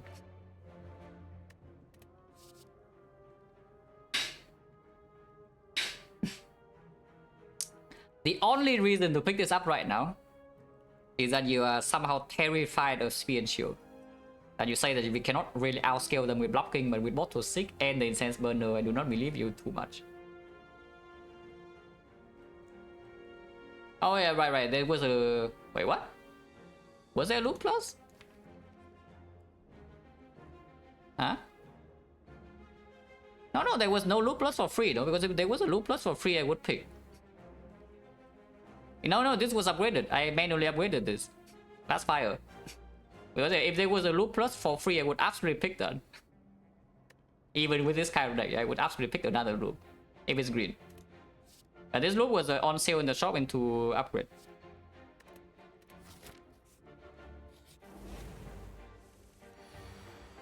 Yeah, of course, nice burner. We can seek for Bias Cork and 1 card though. Probably just 1 to seek for Frost, right? So Glacier, what? Yeah, it's Bias Cork Glacier, yeah? I just call such Glacier, yeah?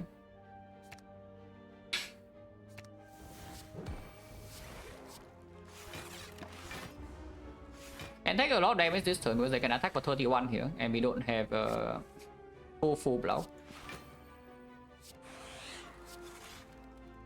At the same time, we also block like kind of enough. Yeah, 33. Burner against the champ basically irrelevant, so doesn't really matter. We can, unless the champ is buffing like a complete lunatic, it buffs once every 2 turns, yeah, repeatedly. We should be able to do whatever we want in the champ fight. Like kill whenever.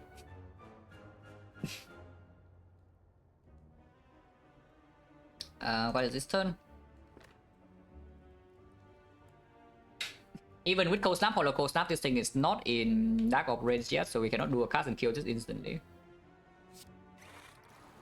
Should probably still do Cold Snap, Hollow Cold Snap though. And next time we can play 1 attack and evoke this Dark Orb.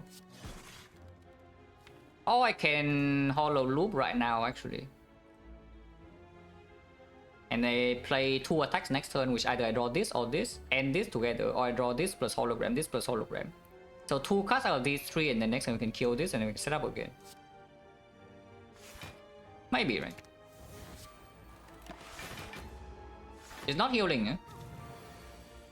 And now they attack, but we kill now. Because of the line last turn. I could have dual casted even, but doesn't really matter. And yeah, burner into champ irrelevant. Technically speaking, odd number is better, but for our deck it's not. For our deck we don't really care about weakness. yeah, we can also kill healer first and Stone Knight, it's true. The Knight doesn't deal with that much damage. And we can also just freely play cards here, it doesn't matter what the burner number is. With this, most likely it's on 5 though.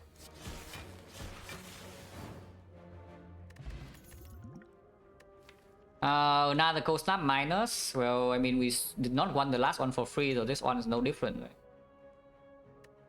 Yeah, this one is not any. It's nothing different. Upgrade consume. Now that we have Bottle 6 plus, these upgrades are a lot less effective. Yeah? They are still okay, but they are less effective. Yeah, we can even upgrade this because this would be one focus.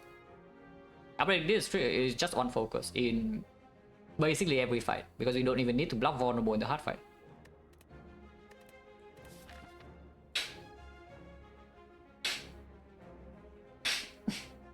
Upgrading consume is only strong if we see exactly inserter or a second capacitor. If we see fusion hammer and no more off slot, then the consume minus or consume plus maybe doesn't make a huge difference. 2 no 2 is still fine. I mean, I say odd number slightly better because otherwise you land on the weakness turns once in a while, and your own weakness runs out at a bad time as well. But in this deck, it's irrelevant. Yeah, we skip this and upgrade. Maybe it's upgrade by a score, honestly. If this happens like turn 1 every single fight in Act 3 and also Act 4, like, it's just the fastest thing, right, to upgrade this.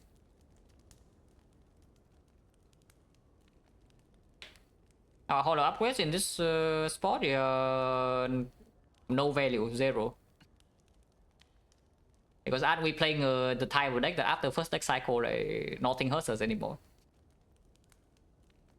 Consume is not always drawn on turn 1.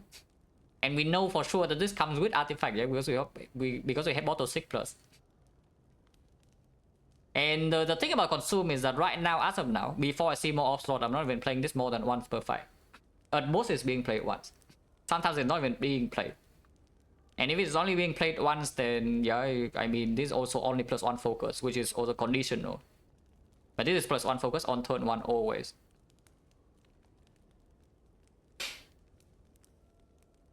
Yeah, Panacea in the deck, 6 for Panacea. Depends on what I have in hand, of course, but saving 1 energy is probably good.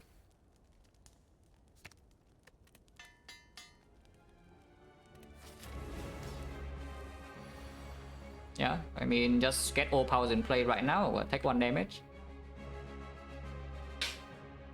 Or you can not play a Defect and play 6 for Core Search Bias, play Cold Snap, play Loop instead.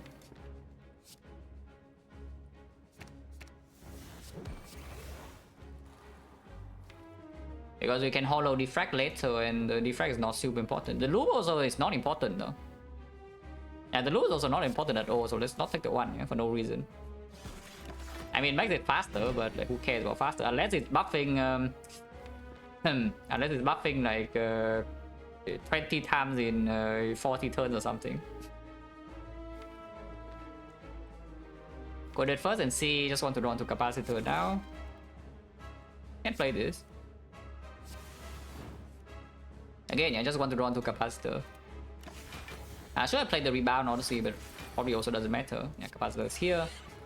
And we just hollow Glacier and the fight is done. Or we can hollow Loop also. Hollow Loop and then hollow the next Glacier, which is also is full blow. Yeah, okay, fine. I mean, faster is good, yeah, this is better speed. And also mitigate about the case where... Okay, if we don't draw the hologram here, maybe it's slightly annoying. But this mitigates the case where he's like buffing like crazy. Here, yeah, like, do you want to even play the consume? I guess it's okay to play. But Hollow goes down, blocking more immediately also. And it also doesn't matter. And we can still do this.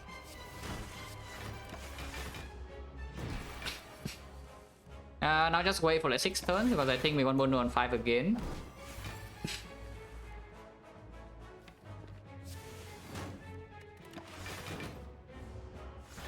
And Chain Strength is best, but with 44 passive bluff, you can even buff Strength like 3 times or something with still full bluff without playing a single card. Actually, I guess there is one use for the hologram upgrade. Is that you can control your Incense Burner better if you are doing this in later fights. Because you don't have a real Dark Orb in our deck, yeah? So if this Dark Orb is gone, maybe our damage output is not super easily controllable if the fight is not permanently outscaled. But I guess, yeah, it doesn't make a ton of sense to upgrade hologram just for that. Because if the fight cannot be permanently outscaled, then even if you can hollow to do a cast, it's not guaranteed lethal anyway, and then not having this block is even worse. Wait, why did I play that? Playing that is just bad because it reduces the chance of drawing do a cast on the correct turn. That's fine. Oh, actually, no, this is fine, right? Because next turn is becoming 430... 435. And 435, we just play this, evoke, and it dies. But then recursion minus? Probably yes. 25, okay, 25 is fine. It's the same, it dies. But on 5, the still curse, fine. Electro, I take. Unless you tell me it's time to take the Amplify instead. Now if we take Amplifier, our maximum output is never a problem. Actually never, but in faster fights, like for example Retromancer,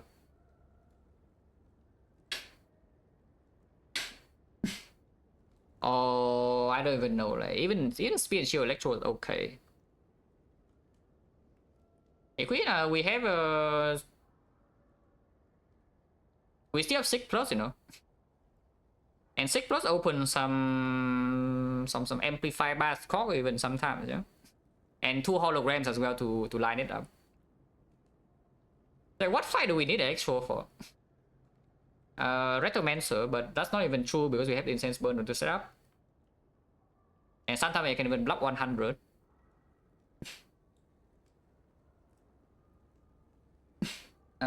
Spear and Shield, is that even true? That I need Electro against Spear and Shield? Not really, right? With the Incense Burner again, and by turn 3 we should go to Ori passive block like even 60. And then the Dark Orb can kill one of them and the fight is over. No, I take this, yeah? Like we don't need this. How bad Electro unplayable, don't push Dark out, not so bad. And I mean, what fight do we even care about that? Because lightning here is also a ton of damage. If you can wait around with your Dark without recursion, this is also a ton of damage. It's just that it's damage and we don't need, but this is block that we might need. And it's also damage sometimes. Like for example, you amplify loop on your Dark Orb and it's much faster than this. But fight plenty. If your maximum output is not enough, for example, Giant Head at the moment, this is just good. Act 3 boss Gauntlet. You have this in your deck, and you can amplify on your powers like Capacitor or Loop or Defect. Yeah, fight's probably so. We still chaos, but we have Bias Cock on turn 1 already with the 6+, so it's not actually spooky. His Flex Spot is complete garbage. So yeah, we just take the Steel Curse over this, yeah. Absolutely that Overhammer, by the way. Like, it's not even close. And I put, okay, now it's solved. I put now it's complete done for. Now I don't want this though. Now that I have inserter, I actually don't want this. Like this is over scaling, but I still pick the inserter over the fusion hammer that doesn't actually do what I care about. So what do we do in this act then? Like more shop scouting for pellets. I do not need to fight elite. Act 3 boss is already done for, yeah. The right side got upgrades are also strong. Right side here is like 3 fights, maybe question mark Golden Idol before shop. Shop here always say we don't go for relic. For shop relic, so pellets or whatever on the table. And then this way is like force pathing, kind of a lot of hallway fight where on the top the sustain still. This way is also the same first 3 nodes, but we get question mark over fight here into the elite. And then here we have double upgrade 2 fires, which is the same. Basically exchanging 2 hallway fight for 2 question mark with the left path. 3 hallway fight for 3 question mark actually. And then the second elite is optional, you can even go to fire if you want extra upgrade. Which I don't mind honestly, my more upgrade is fine with this deck. Maybe just start left then. Left is slightly safer than right.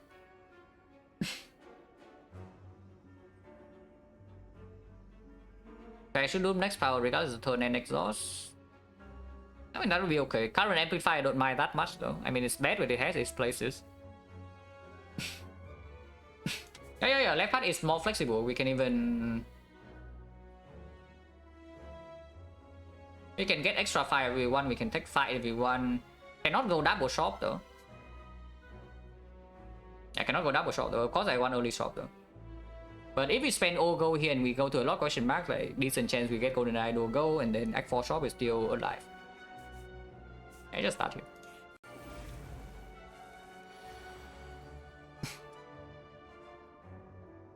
So call search bias.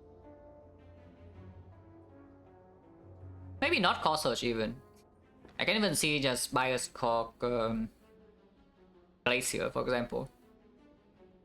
Like loop bias cock Glacier, yeah. Block this turn, block next turn with the bias cock. We don't care about the focus down because scaling outscaling this guy forever is also a little bit annoying. And without any frost on turn 2, maybe we get hit. So just seek for like bias cock Glacier and we play 1, 2, 3.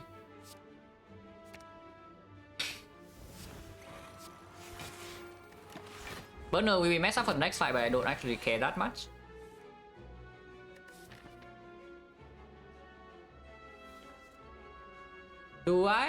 this is still easy whole way, yeah? And this fight is not the Obwalker, so we can stall this no matter what this is, right? It's either Darklings or the ships, which is very, very stallable with Inserter Consume. Hello, AZH, and with the red. So unless we also roll like question mark fight or something, we should be able to set up burner on 4 before this elite, which means, I mean, you know what I'm thinking about. I want to use this for 5 HP. I think we're good though. I want to use this right now for 10 HP. I wonder if that's stupid, but probably not, right? Surely that's not stupid. Yeah, surely it's not stupid, yeah? Using it for 5.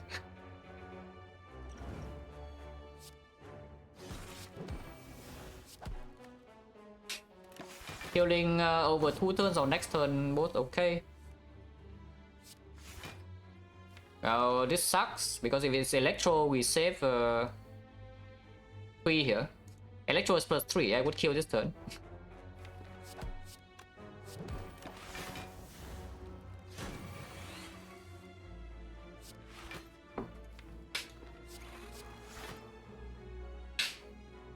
Actually blocking 1 more turn, right? Because like one burner on 4 and Inserter on 1 is just better than 3-0, like by a lot. And any hologram is fine, and otherwise you can draw 2 of these 3. This is shuffling another burn though. That's probably still fine. Yeah, it's fine.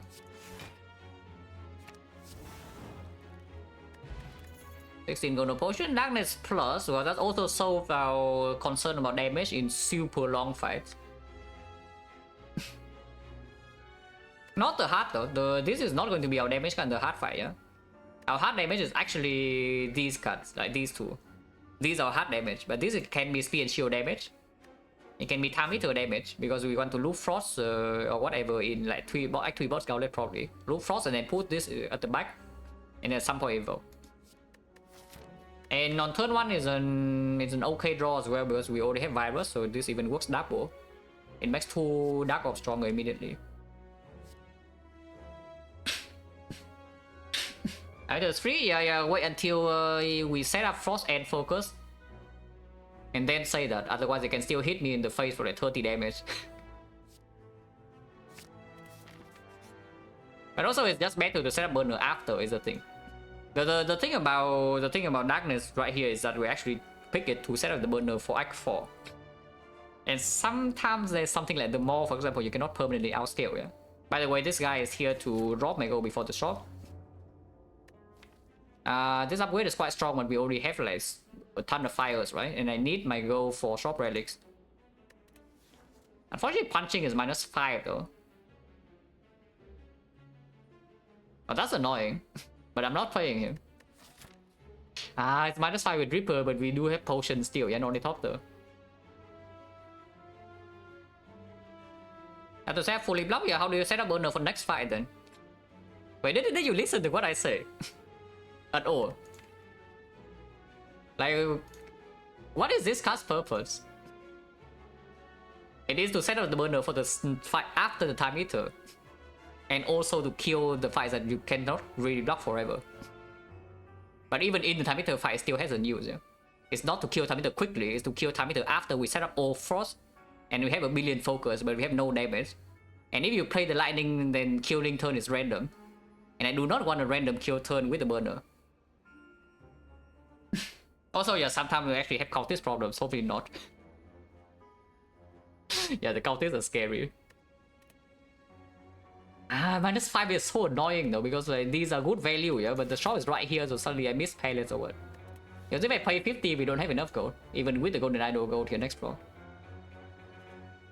Stupid event. Punch. Also, punch is good art, so we have to punch.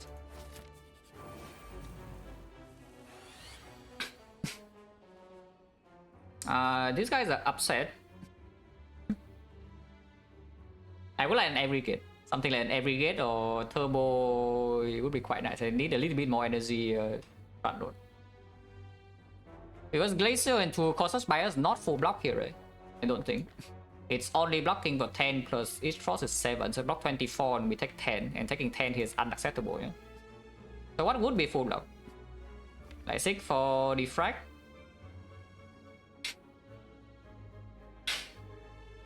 Defect empty over. Defect empty and we do like glacier charge battery defect. That would be 8. That's only 28. Wait, what? Darlings deal so much damage. I mean, I can save for auto shield instead and not get any focus this turn. You know, auto shield or even second charge battery, and that would full block. And next turn we have the burner, but then I have no focus yet by turn 3.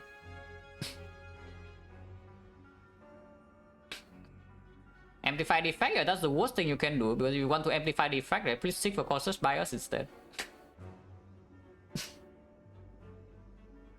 Yeah, you play overclock in order to play 4 focus. When you have 5 focus in hand, you can seek right now. Yeah, let's not do that. But yeah, I think we actually just seek for front node block actually. So auto shield plus Ascender's Bane or charge battery Ascender's Bane. In which case I don't think I even want to play the overclock. And charge battery energy next turn will be probably wasted, so maybe auto shield. I play 1 HP if it happens. And I don't play overclock, yeah? We just seek for Ascender's Bane, auto shield then. And then auto shield charge battery glacier is full block. It is 35. And yeah, it is full block next turn burner. Yeah, next turn the triple buff, I don't draw focus and then I die. Hopefully not.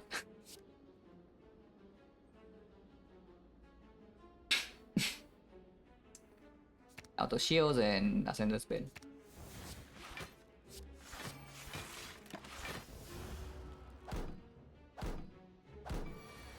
Okay, triple attack is good. Bias Cock here is before the Causers, so we need to wait for the hologram now. I can kill this Dark Orb though, it's okay. So rebound, I don't want to rebound anything. I want to draw into some of these and maybe even amplify Defect or draw into Causers with the hologram into Bias Cock. Still have the cool headed here to fill and do a cast and get rid of this if we want to loop the thing after. I guess I can play Bolt Lightning now even. So this turn would be what? Post Snap, Charge Battery, Bolt Lightning, Rebound, yeah? And I don't rebound anything. This would be 28 damage, 40 damage. None of these have strength, so it doesn't matter which one I hit, right? Yeah, this is 40 plus Random Lightning. None of these deal 10. Sometimes we can Hollow Cold Snap plus, but I would Hollow Glacier instead, maybe. I can still hit this guy, no reason not to.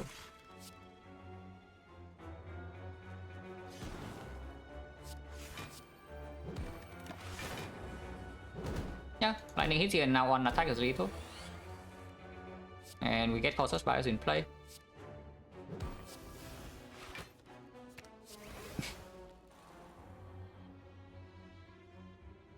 Yeah, see how that works. Oh, this one I hope so. Not guaranteed, but it is looking promising. Not nearly as promising if we don't have Incense Burner, but I do indeed have Incense Burner.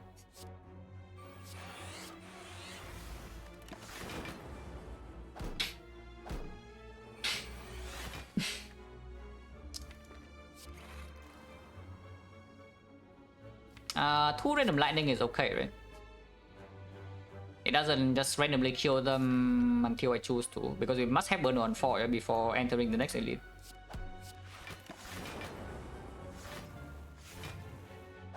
I hope 2 lightning is actually okay.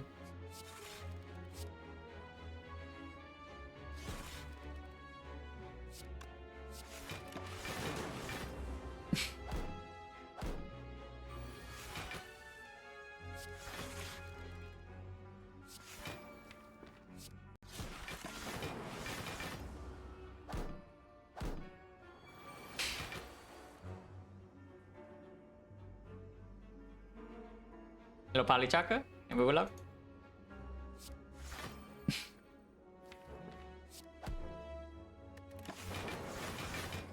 Consuming anymore is a little bit dangerous, so I think I stop here. And playing more lightning is also dangerous, yeah. So I also think I stop here.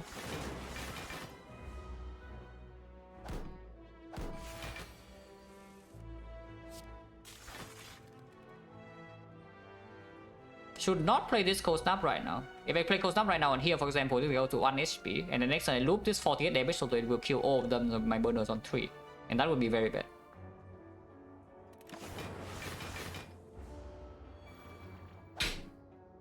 But if I can loop the... Yeah, if I can loop the lightning this turn, it would be good. So rebound the darkness plus, for example. Yeah, just rebound darkness plus, the next turn is guaranteed lethal, right? I hope. Yeah, rebound bolt lightning is too much damage. Rebound cold snap is slightly better. Let's do that. The rebound here, cold snap here, this is gonna go to 2 HP, yeah? And then next time we loop the lightning, which kill both of them and then burn on 4, so we have 4-1. Double check, I'm not messing up. No cables or anything like that, so it's only 24 damage, we go to 2. And then burn on 4, there's on 1. Yeah, always lethal here.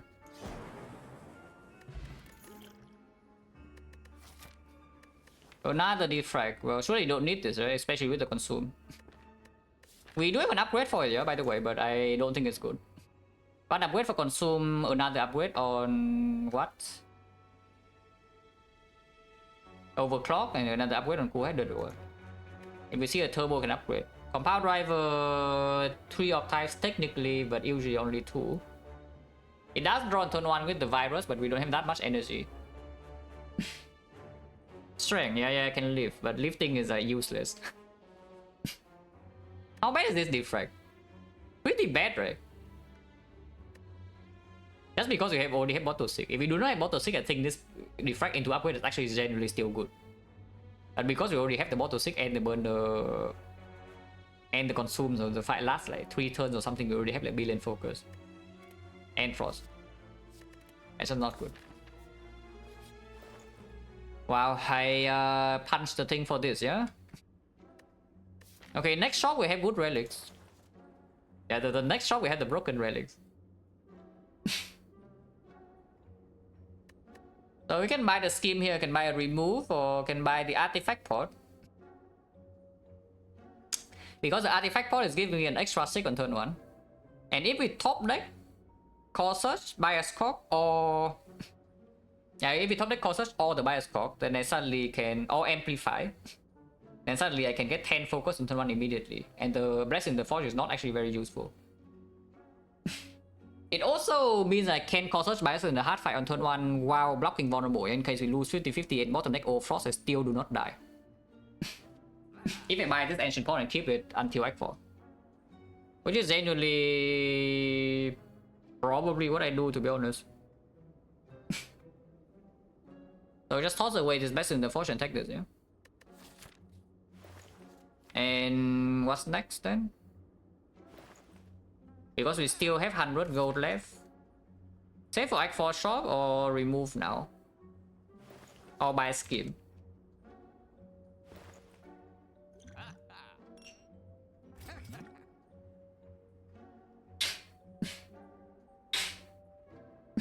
How much gold do I get? Let's say we don't see any gold event. Like, this fight is not even that good, but going to here to avoid the fight, to not lose HP with this is also a thing. Because maybe some triple draw woman transient, whatever, can be ugly. And we don't need a lot of extra health for this run to win in Act 4, yeah? From this position. So let's say I dodged all the fights and go question mark and there's no gold there. But I still fight this elite probably. Not depending on whether burner set up or not before this fight and whether this can be repto or not. If this burner is on 4 and it... or it cannot be repto, yeah? Then we fight the elite. Otherwise maybe even dodge and go here. If I am dodging, we have... now that I have this though, the souvenir and the palace is not as important anymore. So what are we looking for? A toolbox a little bit. Frozen Eye, a little bit of Frozen Eye is not even that good. I guess it's okay with this. Yeah, it's not even so important, right? The palace or the thing. Now that I have this now. Maybe just spend then. Maybe just spend it. Because there's a decent chance we already see gold in the question marks. And if I fight all the elites in here, we also have enough gold, right? That would be 1 to 45, 45, 17 is like 52. 52 plus here 75 again, 120. So we can remove here and remove again in Act 4 shop, for example. Remove 2 cards. I don't mind that. Remove defend now, yeah? Keep the strike.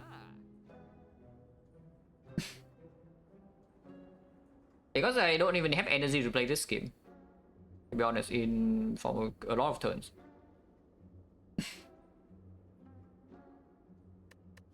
Yeah, just remove defend and move on.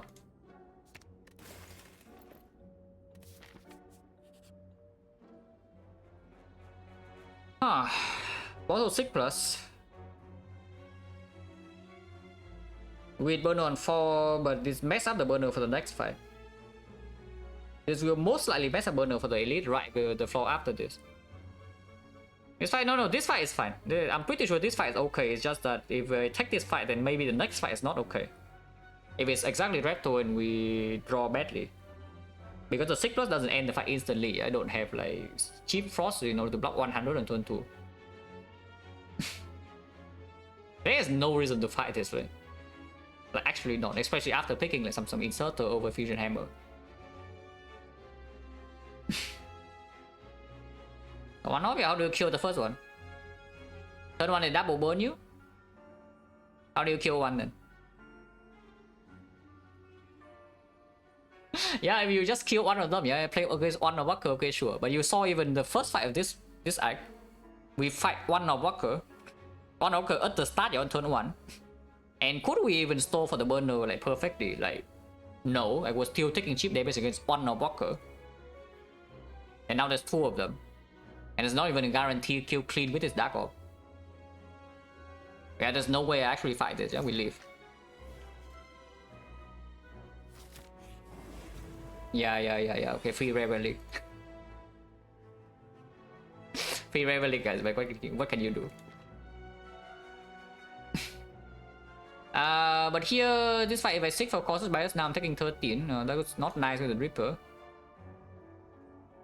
So what else can I stick for? I just play Sweeping Beam first and see over.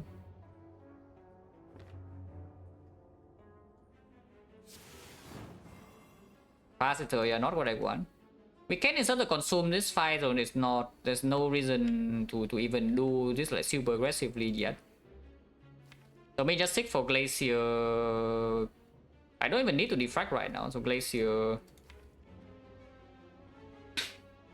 Empty card and play Capacitor one. Because sometimes I can amplify defract and that's faster, yeah. Because this is not guaranteed to line up now, but I also don't want to take 13. That's nonsense, eh? Probably just take for the defract immediately. Because we have the consume inserter thing as well. Otherwise, next turn he attacks again and don't draw block. I'm still fine because of the thing. Okay, I will still be fine because of the thing.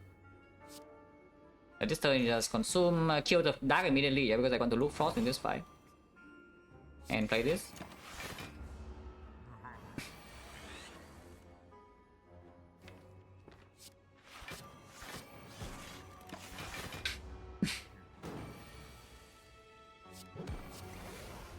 As we block 44, hologram the capacitor. Next turn we have amplifying the loop, so this fight is over.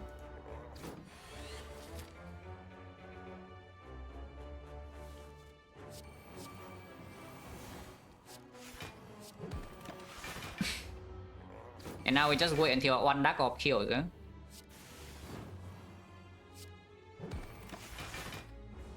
I put one Dark Orb here, every other orb is frost, and then move on.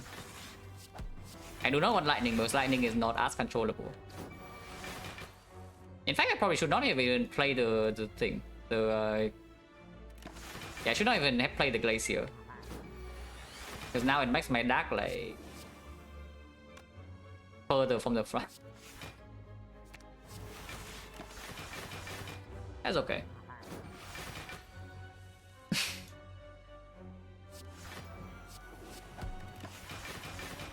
Yeah, this is what the Dark Orb is for, yeah?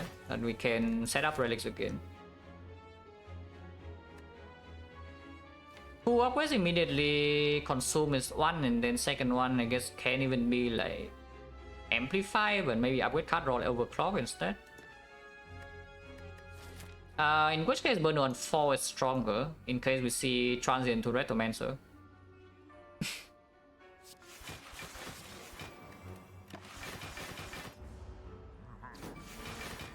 Okay, we got burn on 4. And I can loop this dark, yeah?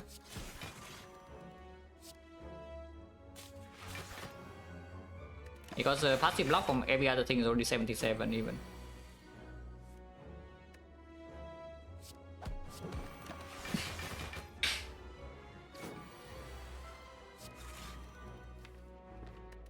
And now we wait for him to burn on 4.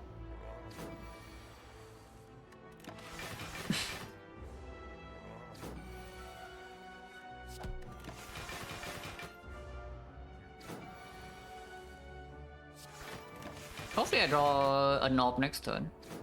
Any orb would do, yeah.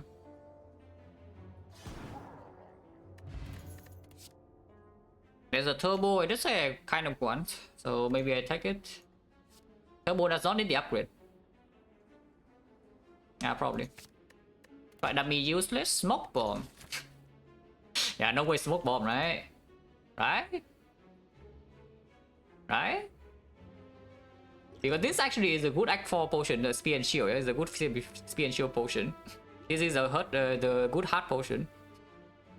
And this is a non potion. Yeah, there's no way any smoke bomb, yeah? We lost half our damage output here from losing the zap. But we still have the bow lightning, the mighty bow lightning, and we have the darkness plus. But this is reducing our damage output by a bit. Fire, sure. Some upgrade.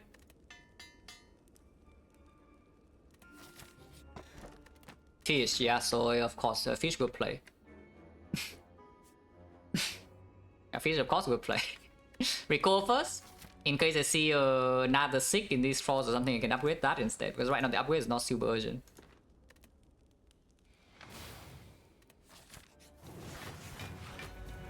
I hope they don't not. Ah, they do. They are doing it, guys. They are doing it. That is 41 damage incoming. So maybe it's time for the Distill Chaos. Pause search first and then Distill Chaos and re-evaluate, yeah? Or I can overclock first because sometimes I draw into turbo.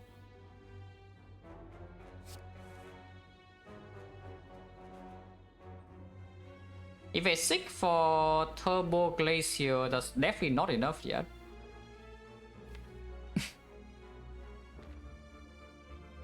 However, we can rebound the Glacier and then play it again with the Distill Chaos. So I can seek for like Turbo. I can seek for Turbo Glacier here. Play 6 energy, yeah? So it's like play Defect, play Cautious, play Rebound on the Glacier, play the Distill Curse, will land on Glacier, and I need to play Cautious, otherwise the Bias Core can get owned. And Double Glacier would block for 36, which is still taking 5, but maybe the Distill Curse can get extra block somehow. And if it hits Bias Core immediately, I also gain focus, so it's no problem. And if I play Consume over the Defect, then now play Consume with Defect is better, right? Because it also evokes one Frost immediately, so I'm absolutely full blocking, and it also uses energy. Which would mean, yeah, 6 for Turbo Glacier, 6 energy, yeah? And then rebound the Glacier. Play the Consume. That is 5 energy, play Corsair, 6 energy, and then the Steel Curse will land on the Glacier full block. And then we lose a very strong potion, but you know, what can you do? This is why Dripper sucks, by the way, because if Dripper is not here, I will just take this damage and then rest. And then Act 4 I have this potion. And I'm chilling. But now maybe I'm not so chilling.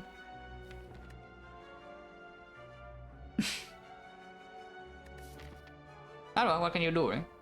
Burner needs to be on 4 before leaving this fight in case of transient to Repto again. But yeah, burn on 4 instead of on 5, and we want to here is the shape attacking for 40 on turn 1, then you cry, but you know, if that happens, what can you do? Cannot do much.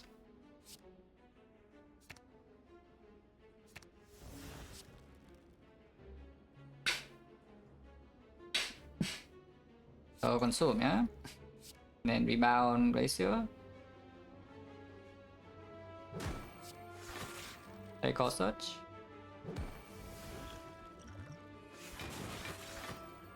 Okay, full block. Next turn I have burner, so we are fine. Yeah, of course they're double buffing. But we can hollow loop in here or defect. And then just amplify that. And loop is stronger, so let's do that.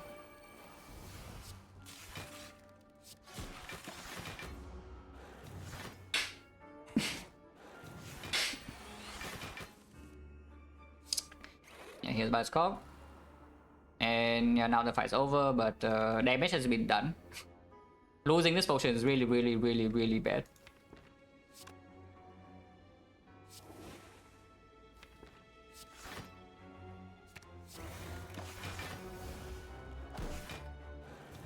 Burner wants to be on 4 live in this fight. Do not play lightning.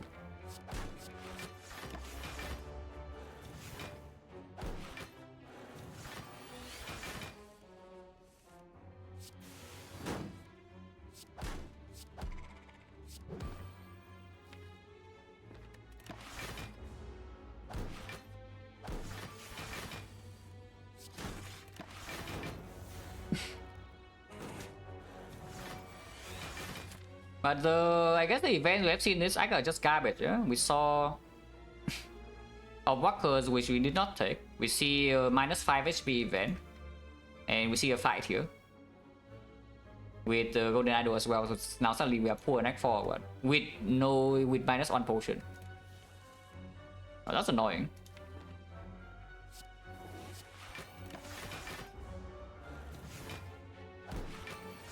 Because if we don't have enough resources like for, we will still die. Yeah? As you can see, like we are very strong after a couple of turns where we need a couple of turns first. Because we don't have enough energy or card draw to play like all of these immediately on turn 1 or turn 2 even with bottle 6.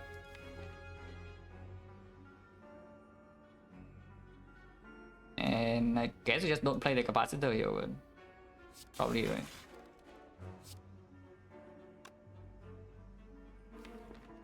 I guess I leave it in front and then play capacitor now, so do a cast draw, just kill. Wait, that does not look frost though. Ah, that does not look frost. It's fine, it's fine. It's okay, it's okay.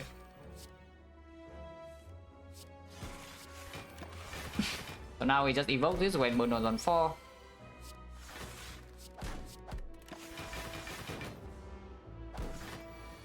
Next turn. Yeah, always have evoke.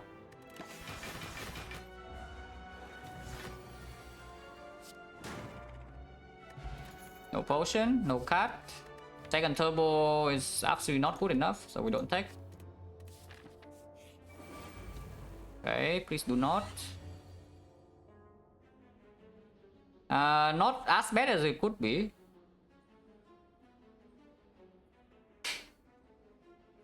But we can seek for... This is fine, because Bioscope is in hand, so I can seek for Glacier... Core Search. And that blocks for like how much? Only 24 though, so I'm still taking 7. And for Stark, yeah, we still have to do it every single fight, because Transient to Retro is too big of a threat. And I have died to Transient, into Retro like 1 time already. That was 3 years ago, but I still remember. And I do not let that happen again. Other choices, what? Like, is there anything better? Not really, right? So it's actually just Glacier Core Search then, and take damage.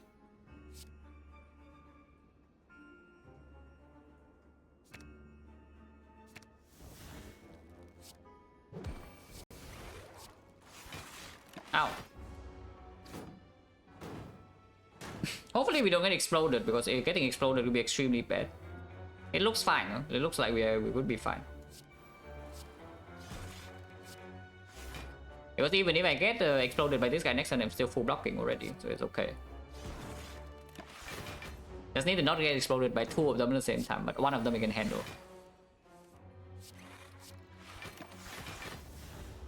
But you can see the purpose of the darkness in these fights, even though technically speaking we can just play random attacks on turn a million. But maybe there's a fight like the Maw that does not let us to do that, and we still get to protect our relic setup.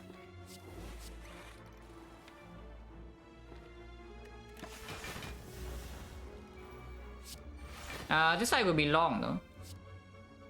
I may not that long because they kill it right now. Yeah, at least you can kill this turn right.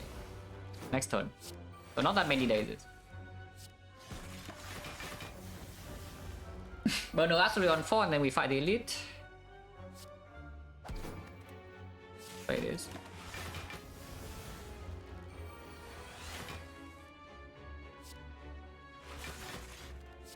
You can play this too. You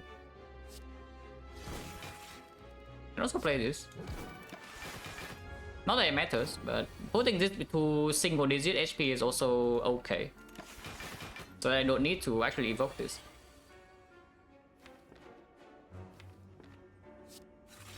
Okay, next turn, double charge battery cold snap and it's lethal. We do not have loop on frost, but double charge battery is 20 block and it only has 19 tons, so there's no problem. As long as I don't play the capacitor.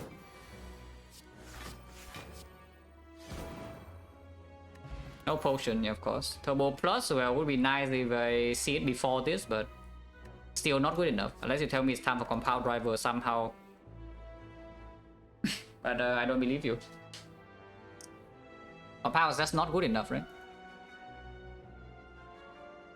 Now I do see though, actually maybe the compound driver is good enough because I do see the problem, maybe there's a problem with the hard fight in this deck, is that if the holograms are not green, yeah? And even if the hologram is green, we can have like maybe 2 lightning orbs at most with the zap already gone. The dark orb is difficult to evoke, so after once it's evoked it's 200 damage, but it takes forever to evoke.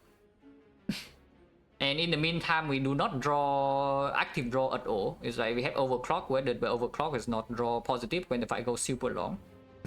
And coded is +1 only, probably will be upgraded. But without this compound driver, we go to like 5 cycles, the heart is still not dead, and sometimes we die. It probably can even block 5 cycles, but 6 cycles is when it deals like 17 and 15, and that is when we will always die. Not actually always though, it's funny, because if we are somehow full HP there, then we don't even die that turn. But you see the problem, yeah? It's just, we just keep drawing frost, like drawing all of these garbage cards every 5 cards per turn, and our damage output is 0. Because like, okay, you play a lightning and then it deals maybe 15 damage per turn. Yeah, cool, the heart has 800 HP. And against the hard fight, the compound driver will draw 3 cards, most likely when the fight goes long enough, which is when maybe the fight is dangerous. Just because we have Incense Burner. Without Incense Burner, then the risk is more front-loaded, but with Incense Burner, the risk is probably more back-loaded. That we fail to kill in 5 cycles and we die. And this helps to prevent that a little bit. So probably, yes. I know I have to skip a compound plus, yeah? But now the situation is slightly different because we have passed through basically every floor back 3. And the situation is as you see it right here. Also 9 gold, yes, 9 gold must pick. Yeah, 9 gold is must pick. Yeah, open season, of course. 9 gold must pick. Yeah, it's not even red to answer. But I mean, not complaining. 6 for Corsair's Turbo then. Yeah, 6 for Corsair's Turbo. I guess I can even code it first because sometimes I can 6 for another card. We're drawn to either Corsair or Turbo right now. Okay.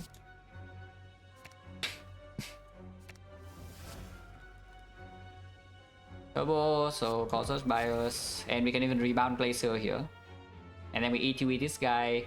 If he burns us too much, burner setup now is not as important into the next fight. So 4 is okay, 5 is also okay. What can the next fight be? It's not Shapes, and it's not the Jawworms, but it can still be Darklings. The Spyro is attacking on turn 2, but I guess on turn 2, needing to block only 37, we probably can do it with 6 on turn 1 maybe. Transient doesn't matter what you set it on, it's like 4 or 5. I'm just choosing between 4 or 5, so of course we would set it to 4 or 5, yeah? Like what the number is, we go to the 5 because I want to save HP more than setting a burner for Thermometer. Burner for Thermometer is just random, so like who cares? We can actually see Shapes again, to be honest. With the baseball, for example. But for that, maybe burner on 4 slightly better.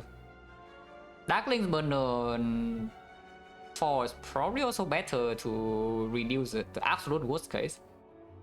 We burn on 5, sometimes we burn on 5 like usually take 0, but sometimes you take like 50, and taking 50 is unacceptable here.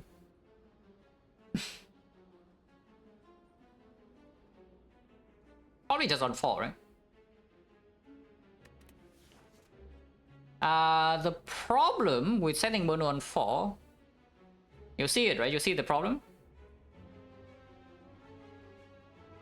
Guys, you see the problem if we want to set burner on 4 in this fight. It will be intangible, so we have to play 1 damage attack, and maybe our deck is like a billion burns. Eventually we will have it, but maybe if it takes way too long, I give up and just do burner on 5. Maybe. And we'll see how bad it gets. Because turn 1 is already burning, yeah? Oh yeah, burner on 4 going in. Maybe not going in that much, but it's going in a little bit. Hollow Void, now hologram for later is better.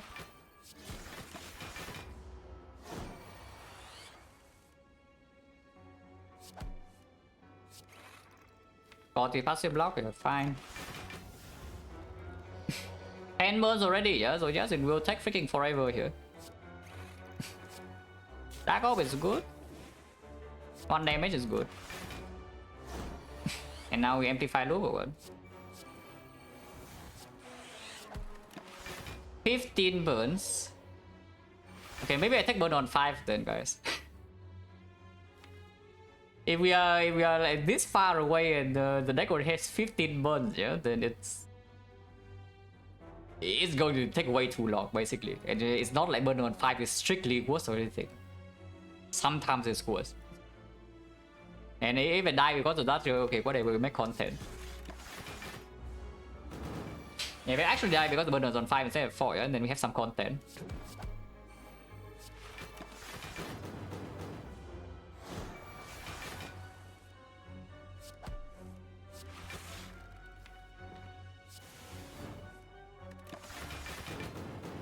So now we just put this up in front and hopefully we draw an evoke and burn on 5. The deck has way too many burns already. I'm not doing the thing. I'm not playing 1 damage at a time here.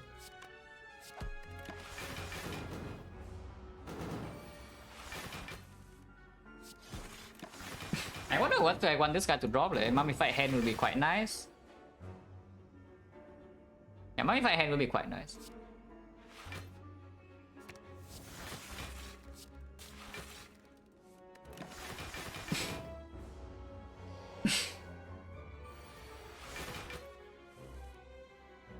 Unfortunately, if there's a kill here, it would be clean, but there's not. So we have to wait 6 more turns and hopefully it works.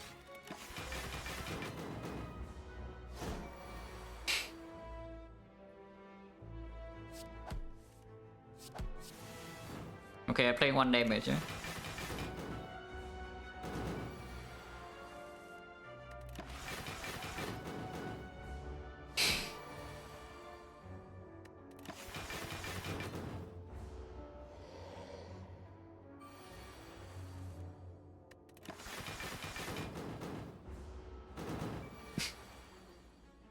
I have 110, yeah, how do you do that? If you can tell me a way to actually make a Dark Orb and have it be, you know, only 100 by the time it gets here, I'm very open to the ideas. But that's just not possible. Next time we have lethal though, so at least it's that. We get out of here with 5-0.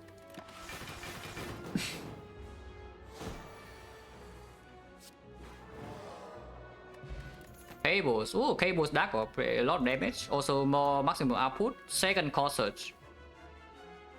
A second Core Surge do anything? We can amplify Bias Core. Sometimes. How different this one play? Burn well, Electro into. Don't think I even would take a Consume, yeah? Without the burner, I would not even take the Consume. And then I probably would take the Electro. And then maybe I would take the fusion hammer potentially, and of course we would fight double blockers with electro now.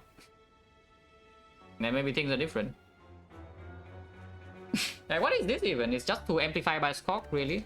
Like nothing else, right? And we don't have that much energy and no real draw. And with 6 plus, everyone causes price to line up immediately, it just lines up.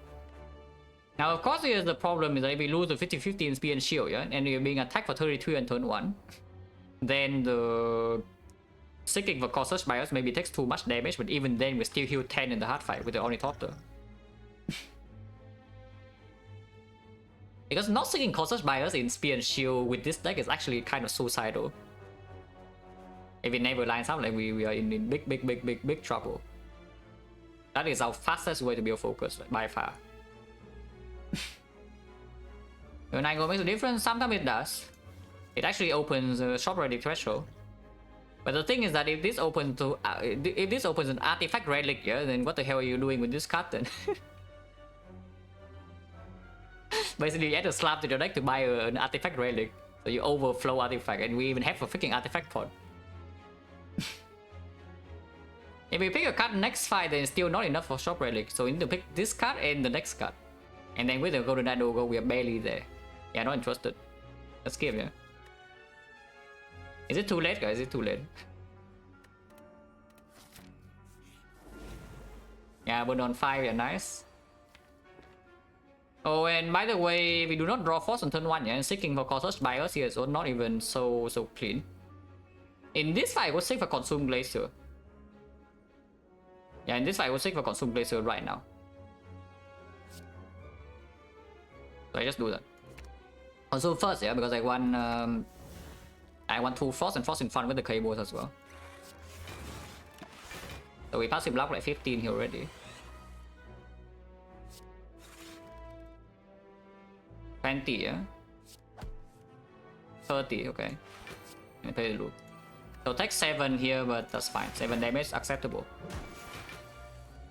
And here's the causes bias, and we take 0. And now we set up burner again for the time meter.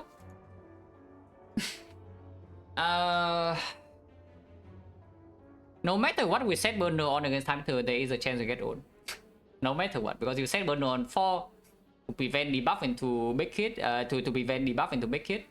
Then he does big hit on turn 1, and then you draw no frost. So if you seek for causes bias, I guess it's seek for glacier. Yeah, we actually just seek for glacier consume again, right? In time meter. Yeah, actually we just do the glacier consume again, yeah? in the time meter, most likely on turn 1 if you're being attacked a lot. So burner should be on 4 then. Yeah, burner should be on 4 then. And this fight of course is like free to set up, so we do that.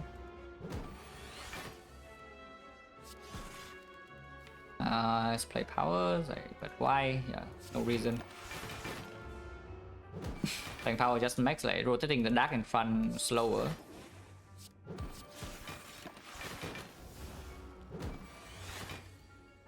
Yeah, but not 4 also mean inserters in a better number, it's true. Not that it matters too much, but it's true. And actually, it's not even true, yeah, that inserters better number, because you can see this fight right here. When inserter is on 0, and I seek for like consume glacier, yeah, I can immediately put force in front. But otherwise, my top number, my slot 1 orb is still the dark. If the inserter is on 1, that is. And then I don't have this 5 passive block on turn 2. So it's not even strictly true that inserter on 1 is better than on 2 if we are trying to, if our front load block plan is doing the thing. Because you can also see, right? The case where we would seek for consume glacier, actually we probably seek for consume glacier like always because the fights are slow. But if you are being attacked on turn 1, then consume glacier, of course you want the 5 block immediately. If you're being attacked on turn 2, then again it's still the same, right? And no matter what, you just want the frost orb in front ASAP in the boss gauntlet. In the spear and shield, okay, keeping the dark orb is good. So burner on 4 is also perfect because this can stay around even if we seek for consume on turn 1 instead of the bioscope. You know, to have some frost orb on like turn 3 or something. Or you're being attacked by both of them on turn 1, yeah, maybe consume glacier over causes bias. But that is okay. here.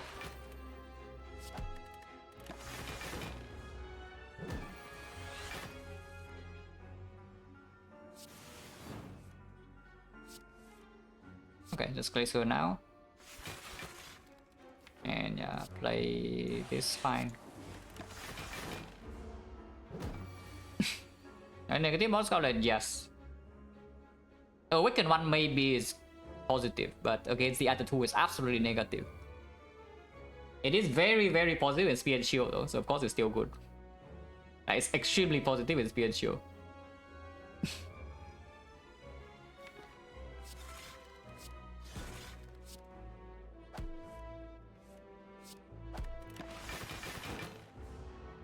Oh yeah, still do burn on 4. If we draw an evoke, next turn we kill. And we do. Oh, this is absolutely being picked. Unless you tell me somehow we want this recursion, but I do not believe you. Like, we absolutely pick second Glacier, yeah? It's not even close here. And weak pot is better than strength pot. So this upgrade is on what? Can see cool-headed, can see hologram. Probably not amplify ever.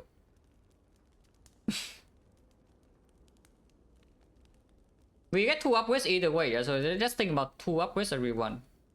I think it's actually just coordinate hologram, right? One of each. Instead of doing double holo or doing coordinate overclock or something, it's actually one coordinate, one hologram. It's turbo? I don't think so. Turbo is only being played first cycle one time. And plus 2 energy most likely is enough because our deck doesn't draw that much. The hologram is actually a damage upgrade in the hard fire. That is our hard damage, is hologram green. And the coordinate is also the same, but at the same time it provides slightly faster setup.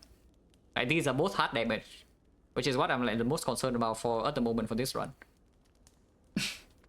So I think I do that. All the coordinate first is slightly better in the boss gauntlet, I would say, compared to holo upgrade. I think. So we upgrade coordinate first, yeah? How's holo? No. Holo is maybe making speed and shield fight a little bit bad, or even the first cycle of the heart could be dangerous if we lose a 50-50. And it's not even like second holo upgrade is so much more damage than this, you know, you play this every cycle. And yes, we are probably playing this every cycle, every time we draw into it. After the first cycle, that is. Look at it first. Oh, we have 168, so sometimes we can still buy the relic. Which is 18 gold, which actually can put us over the threshold, yeah? Yep. Here's what happens when Burner's on 4, by the way. This piece of crap. We can, however, seek for Glacier Defect and we amplify the Defect. So Glacier into amplify Defect is okay. Other choice, we seek for Turbo Glacier. And we just do not play any focus now because we just wait for the consume eventually. And play Seek and double Glacier this turn. And then double Glacier this turn. This game, yeah, Act 4 will be useful, I hope. If we lose both 50-50 in Act 4, then it also doesn't actually block that much. But so far, yeah, we have lost basically every single roll that we tried to set up Burner for. Except Nemesis. It was actually blocking Nemesis 45 in turn 2. But every other fight, like, we just get owned because we choose one dangerous fight to block and it doesn't block. It's probably just double Glacier, right? But do I want to leave a Glacier in my draw pile? Or do I want to just have the Void redraw and play a few more cards and also lose hologram? Or do I want to seek for like Turbo instead? Because after this turn, Turbo is not going to play that much, yeah? And double Glacier plus this turn is slightly better. Now let's just do that, right? So I seek for Turbo Glacier plus, and our turn is just going to be Glacier, Turbo Holo Glacier plus and play that. Full block this turn. Passive block 10.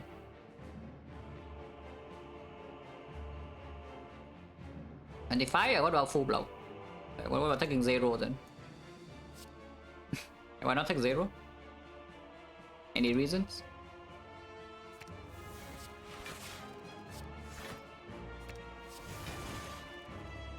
Any reason not take 0?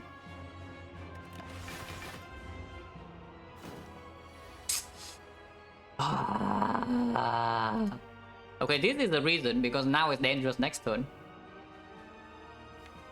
Now it's extremely dangerous next turn because Cautious Bias is missing this cycle, yeah? We have no focus yet and it's already hitting us for a billion. Yes, I heard time meter is free, by the way, guys. guys, I heard time meter is free. Also, I heard. This fight is actually just free. And you're about to see how much damage it deals next turn, yeah? Well, that's really bad, but there's nothing I can do here. So I just hope the next turn we draw some Consume Defect or whatever in Glacier. Artifact Pot. In this fight.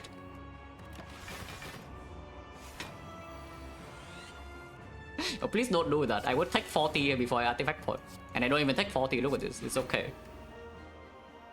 Right now we block what? 32, so take 16. Wait, reusable here? Why? You want to go into Act 4, lose 50-50 first cycle against hard and just die or what? I don't do that, please. Guys, again, like this HP loss is cut by 4 times, yeah? This HP loss is cut by 4 times, yeah? And in Act 4 we have this horizontal healing. So this is not even real HP loss at the moment. And we don't have gold to buy new potions if we want to buy a relic or remove. So please do not waste potions for like no reason. Actually 0 reason here to use any potion. Unless we die, but we are not dying. So please don't use a single pot in this boss gauntlet. I go to 1 HP, no problem. I will not use a single pot in this boss gauntlet. But do I play this to block 3 or not? Because it also loses me a little bit of block. And I know that the Cautious Bias is not landing this cycle. So we need to redraw into the Consume before we actually can E2E this fully. That's not actually true though. But losing 1 Frost Orb is also like pretty annoying. If I draw this Capacitor late, for example, and I draw all Frost next turn. That's like 3, right? Yeah, hit me. Stupid time meter. Okay, it's not stupid, it's very smart, but like, stupid time meter. By the way, still not full block. Actually, perfect full block because it did not evoke the thing last turn. Right. Okay, now we are fine. Kind of.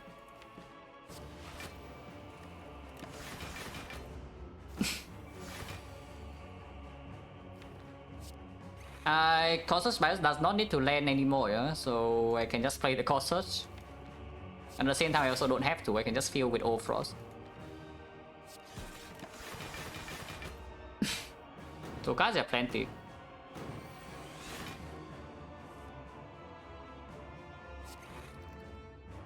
Now just wait until we draw into this darkness, and which is why it was added to the deck, so that we actually can control this fight easily without having to, you know, wait like I don't even know how many turns and play 1 strike at a time. So we can just wait until we draw into the freaking darkness, yeah, like now. Technically speaking, I can play Bow Lightning, but I don't think I should, so I won't.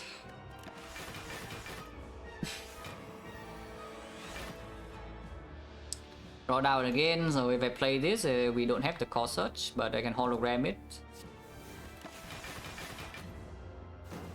We also don't need to land Core Search by us, yeah, but I just want to.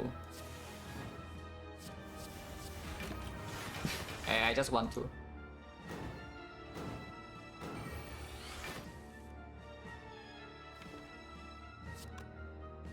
Should rebound this Glacier, right? Because I just want to put this in front now, looping it is fine.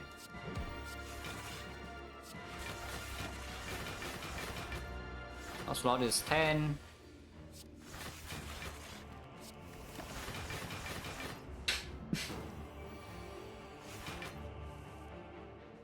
Cause did not draw the holograms, the Cautious Bias missed again. Not that it matters.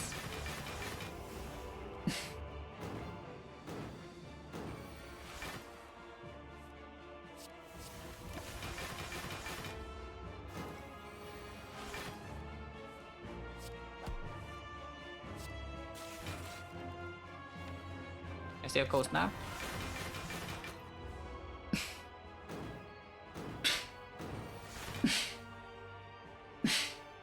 Second fight, Awakened one is absolutely scarier, yeah, because of the counters. So we do it on probably 4.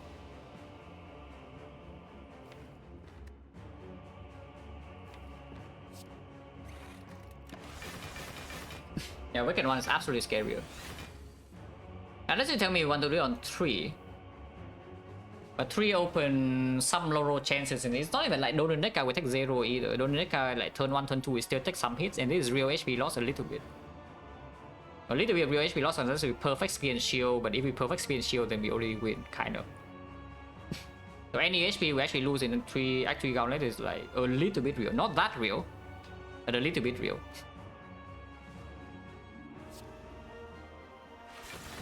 So I think 4 is reasonable.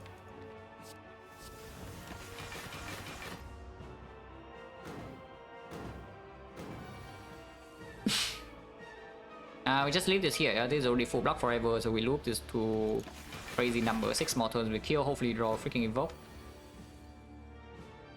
Search now can be played, not like it matters. Hello VM. I have a very unique run here, interesting build with cross off and focus and off slots. Yes. Very original.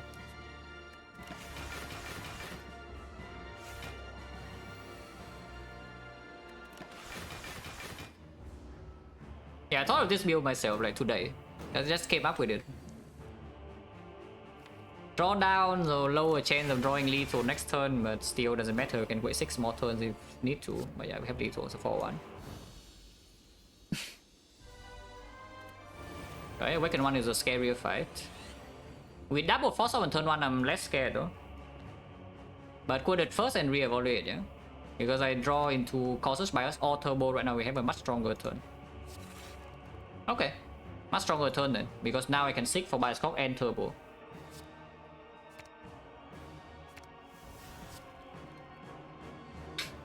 And we do like this, here. Now the next question is whether I keep this Dark Owl around or not, yeah? Because otherwise, how do we kill Cultists?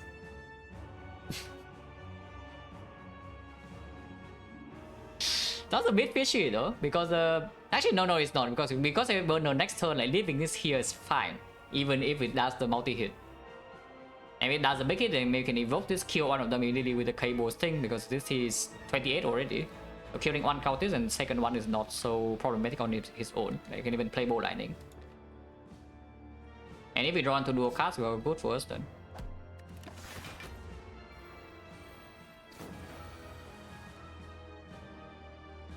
Okay. Next one, Inserter is coming in, no? Which is not actually a good thing, yeah? And it only passive blocks 6 here, next turn it attacks plus 8. This is going to be plus 4 to 50.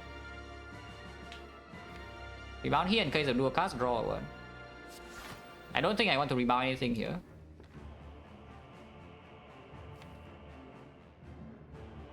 But okay, sure.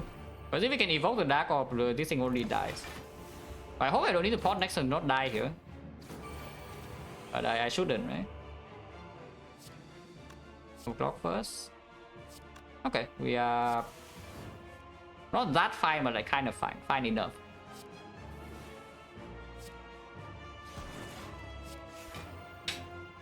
Fine enough. It's like 45 here, this is 51, so we play this, take 1 damage, and the second Dark Orb is cooking to maybe kill this.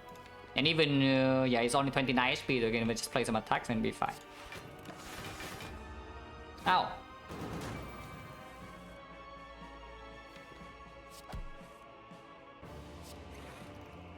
With this loop right here, Amplify consume, Amplify loop right here is taking damage though, so maybe I don't do that.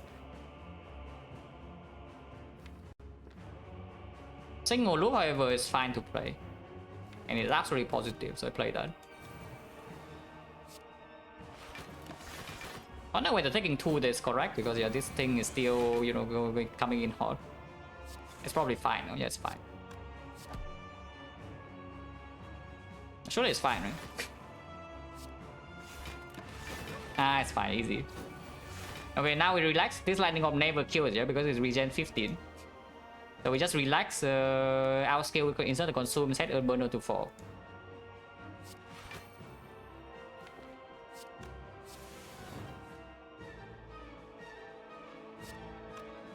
I mean, I don't need to play this, so I won't.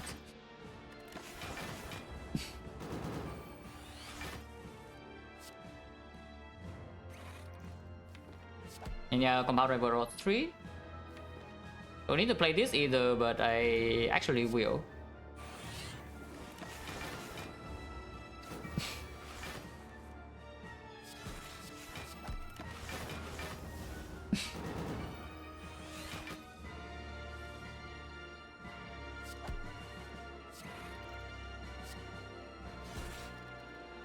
Okay, fine. So one Dark Orb for first half, one Dark Orb for second half seems pretty straightforward.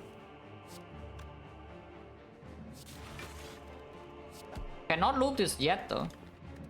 I don't do that. Like fast enough, I hope. Yes, I hope so, because everything we have done so far is to prepare to be fast enough, yeah, to kill in 5 cycles.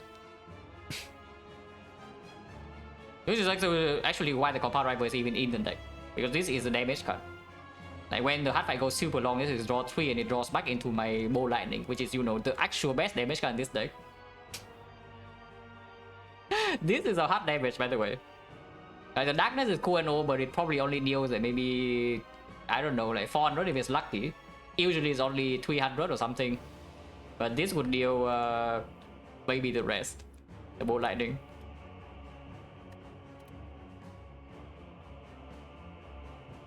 Next turn dual cast already, so yes, I can play Glacier now. And then just dual cast and kill it here.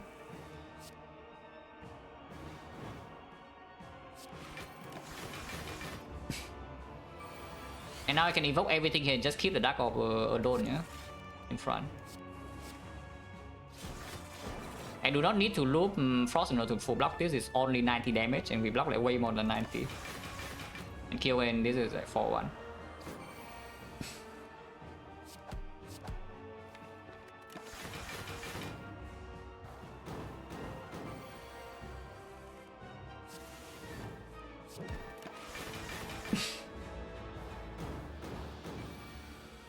This one's too long, right? So probably no Watcher.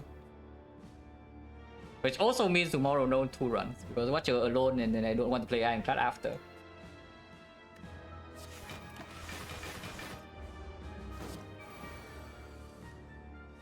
Recover, I'm pretty sure I have.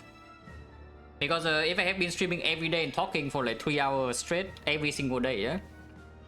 And I don't feel anything bad at all points in the day, then I hope that I'm back to normal now.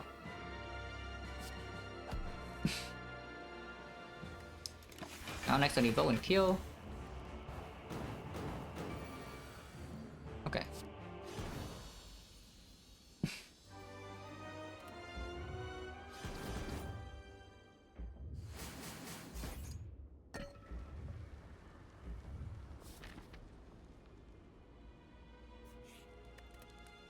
And we did say upgrade one hologram, yeah? Is a damage output upgrade. The other thing, if you are confident with the next current abilities, then you can upgrade Turbo instead, because sometimes this energy plays. Or Overclock. Sometimes this one draw also plays. If you're not confident of damage output of the deck, but you are confident against Act 4 Elites, then maybe upgrading Hologram is better. And Act 4 Elites with this and the cables and the burner and bottle 6, I hope that we're fine. Because even with these potions, yeah, you can even lose a lot of HP against Spear and Shield and you're still fine against First Cycle Heart completely. Always have 5 focus, always block vulnerable, no matter what the 50-50 is. And then with the weak pot, the big hit is only doing 33 damage and we will have like 5 focus on turn 3. So you can go to pretty low and this also heals 10. Arrow shift and we will up. Yeah, let's upgrade hologram. Yeah. Can buy shock relic sometimes. Mad Kit, yeah, so that will help. But yeah, we buy puzzle.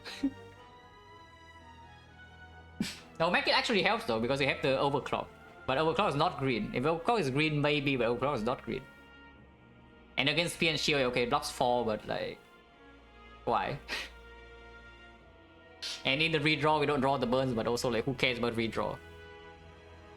But the fish actually gave us this puzzle right here. One gold over, one gold over, yeah, and the fish gave us 18. This has to be good enough, right? It's not super easy to land in, to use in Spear and Shield though, because burn on turn 2, so turn 1 they need to hit big, and turn 1 hitting big is already the bad outcome. Otherwise on turn 2 with the burner we never proc puzzle, and then on turn 3 we get hit big again, and then everything kind of sucks. Power Plus, yeah, it's true. You pick a Power Plus, you do not have the puzzle. Because the fish would not... you would not pick a second compound, and the fish would not give you 9 gold. It's true. I don't even know what pattern I want to see, but I don't... I was about to say I don't want them to attack, but with this draw, them attacking is like fine. So starting with Coeded and re-evaluate, yeah? Okay, sick for Cosmos Bios then.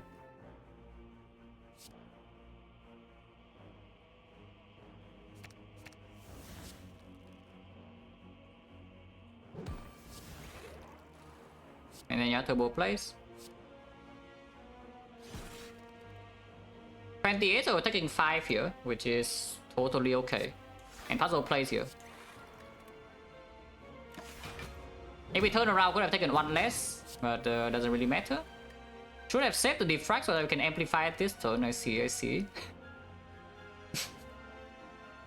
But Hollow Coeded and re-evaluate or what?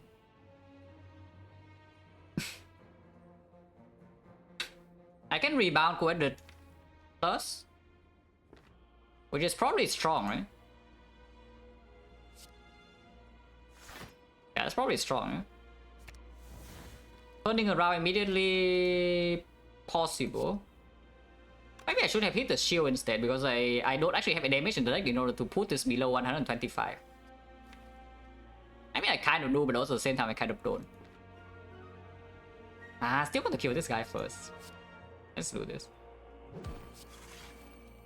Amplify capacitor, well, that would totally not do anything negative that I can see. On the other hand, I can capacitor darkness instead.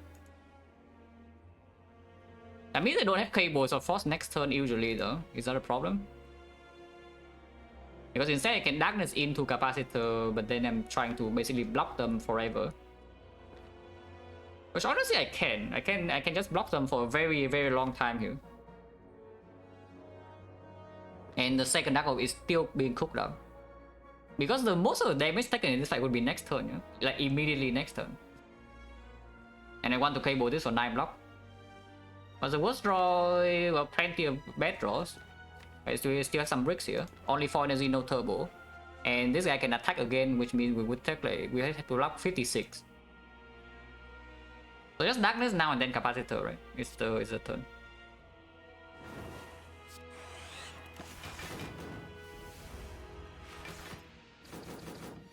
Yeah, loss of 50-50.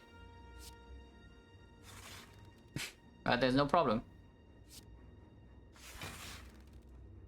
If I do not turn around 69, this is 61. So if I play loop, I'm taking damage.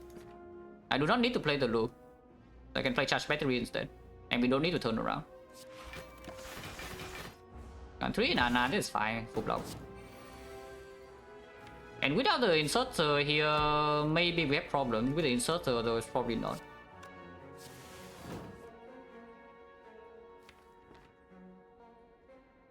Cannot consume, hollow consume next turn, no energy. So we can overclock and consume now. Which is probably good.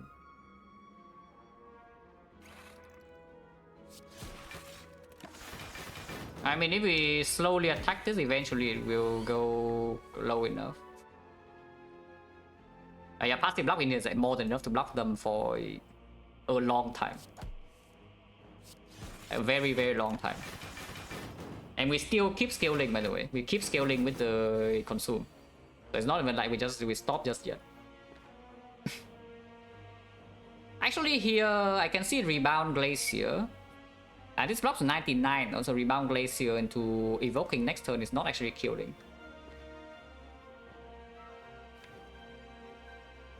Duocast is not in here even.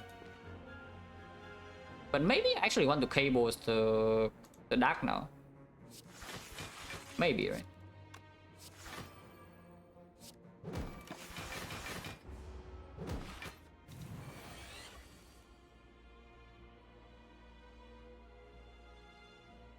$18 are not quite hitting here, yeah? Make a new dark or just do cold snap?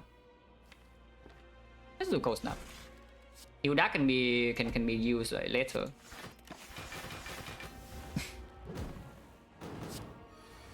Yeah, burn again. And now if we do this thing dies and this guy gets outscaled like easily. So I guess I'll do that. Even though it shuffle burns in repeatedly, we should still be able to control the burner. It doesn't scale that fast. We scale way faster than this guy, basically. So just scale this now. And then we have both potions in the hand. YTS thing about the 714 man special lot. And yeah, here's why the darkness is actually good. Again and again, you see this darkness actually just gives you burner setup like easily, which is what we want to do.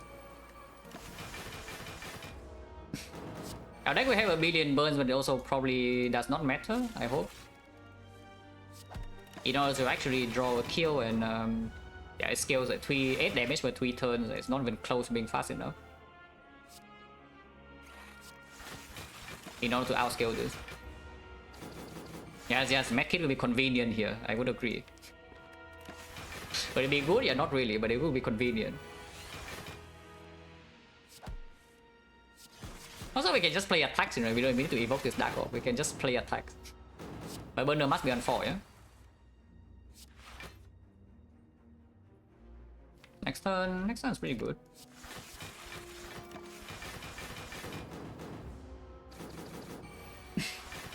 Run remodeling with the prime stuff, is a lot. Shuffling Glaciers in because Glacier is already instant kill. And then kill in 3 turns. Yeah, burn this turn and then kill next turn is perfect. Surely we draw lethal here, right? Ah, we do. Hollow Glacier skilling. So we have 4-1 again, 2 potions, and basically full HP.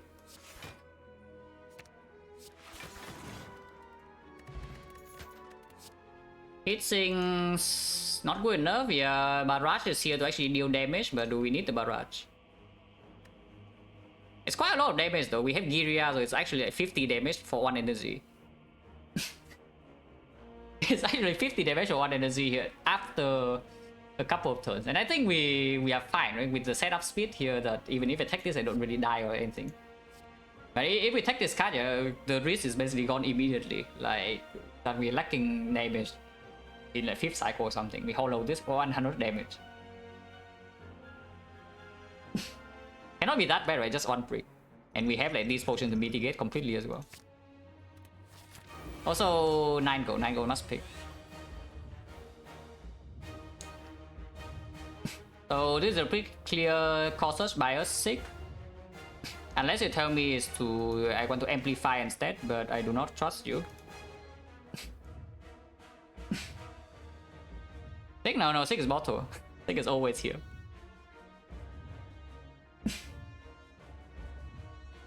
I wonder about, do I puzzle first or I seek first?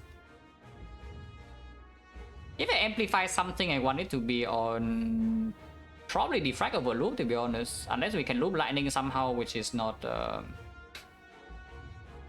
clear. And probably not on Defect, right? Yeah, with the consume, it has to be on loop. Even if we just loop Frost to block 300, that's still also stronger. So play Defect first, yeah, and see the 3 cards, and then reevaluate what we do.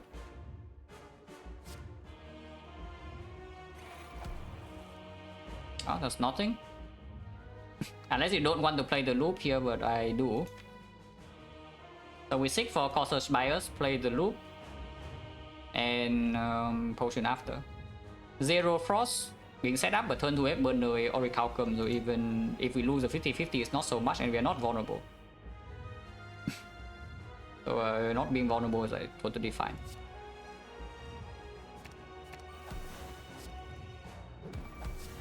And yeah, we loop the Dark Orb immediately as well.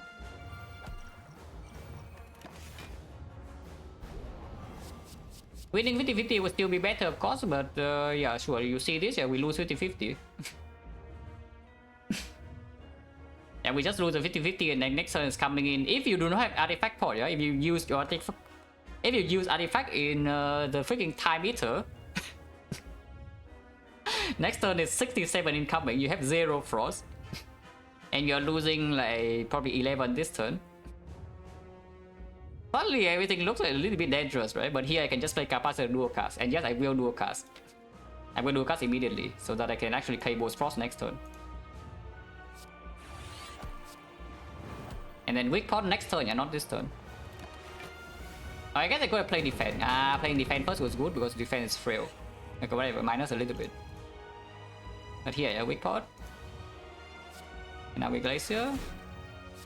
Do this and yeah, okay, new Dark Orb. Suddenly I lose and no, nothing. I have 50.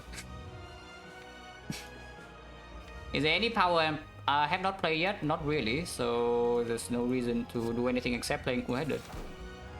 Best damage connect for... It's true. Holy damage, look at this. Now we are just fine, yeah? Now we are like totally chilling. There's no... There's actually 0 threat from here.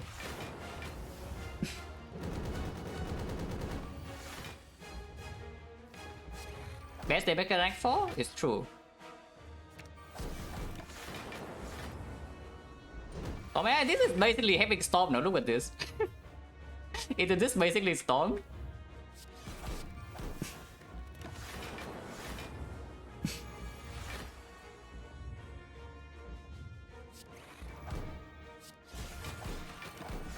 And next time we can even evoke the Dark Orb, yeah? Maybe. Okay, I guess not. It's a 90, which is still full block with this, because we have 105, yeah? And 120 is still easily full block with only 3 Frost Orbs, so we don't need to do anything special. Just do not evoke all the Frost and I'm going to be fine. Basically. If I evoke all the Frost, I will die, but if I just leave this as is, it will die to lightning. Even if I never evoke this, but I want to evoke it. Yeah, like this turn. Yeah, max out, 200. And it's dead. 120 only, no problem. Here comes the barrage. I don't know what the barrage is trying to do, but you know, it's something. And now it's dead.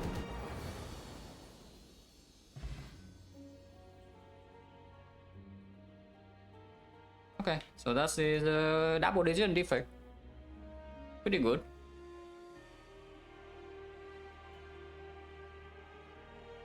And rotating is 6.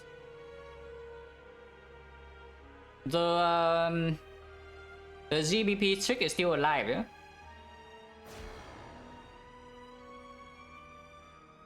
Yeah, the GBP trick is still alive. Apparently no characters can lose except Ironclad. But you know, it's okay. I don't mind that too much. If I keep winning on the other 3 and Ironclad dies, okay, whatever. Don't care.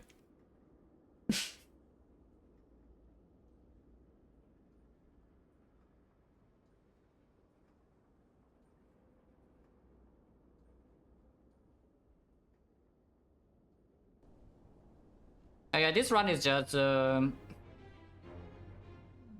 yeah, taking Burning Leech and Act 1 also matters somewhat, right? And you can see that even though like pretty terrible things happen in this floor, yeah? Like several floors in a row, pretty terrible things happen. Like even roll max HP knob here. We are still completely fine. So there's no reason not to do this, because we already roll the low percentage like crazy. And we are still alive on 20 at the end of the act. And with the Reaper, you cannot play like 2 safe. If you play 2 safe, you have problems. But after we leave Act 2, this is the time to play 2 safe, because suddenly now we quickly insert the Consumer deck a million Frost. Like, don't fight Elite, don't fight Walkers, save potions right for, and then we win. Like, pretty simple. Skip everything over Prime 7, 10 months, special on. Really well, yes, I agree. I mean, I'm also high rolling a little bit for sure. Because I do not, I would say I do not expect this win rate, yeah? I do expect around 90% if I'm playing really well, though, like maybe even slightly higher, like 91, 92, but 93 plus maybe a bit too high for not high rolling. But if I can keep this, that would be great. The goal is 90%.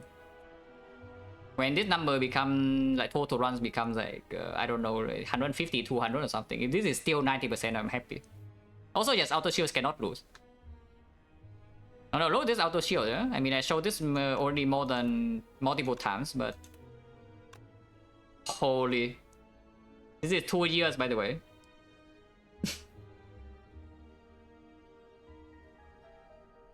Yeah, this is 2 years. Yeah, look at this. Like if you want to argue like what the best defect card is, look at this and you have your answer, because nothing comes even close. The second highest card is not even a defect card. If you want to go into defect cards, like freaking Echo Form, which is, you know, oddly 88. Look at this, 100. But what are the curses? Clumsy, Hand and Wheel Impatience, Regressive Weapon. Yeah, none of these are defect cards. These are all like kind of this, all cursed. So yeah, I mean, stats don't lie, right? This is the best defect card by stats. But okay. Yeah, not much to talk about this run beyond just, you know, solid Act 1, and then after Act 2 our game plan is extremely clear.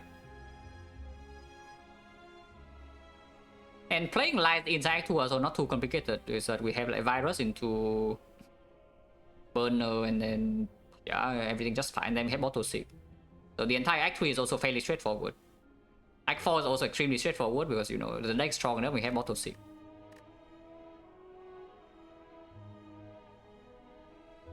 Not scary, and then what happens? Like, look at this.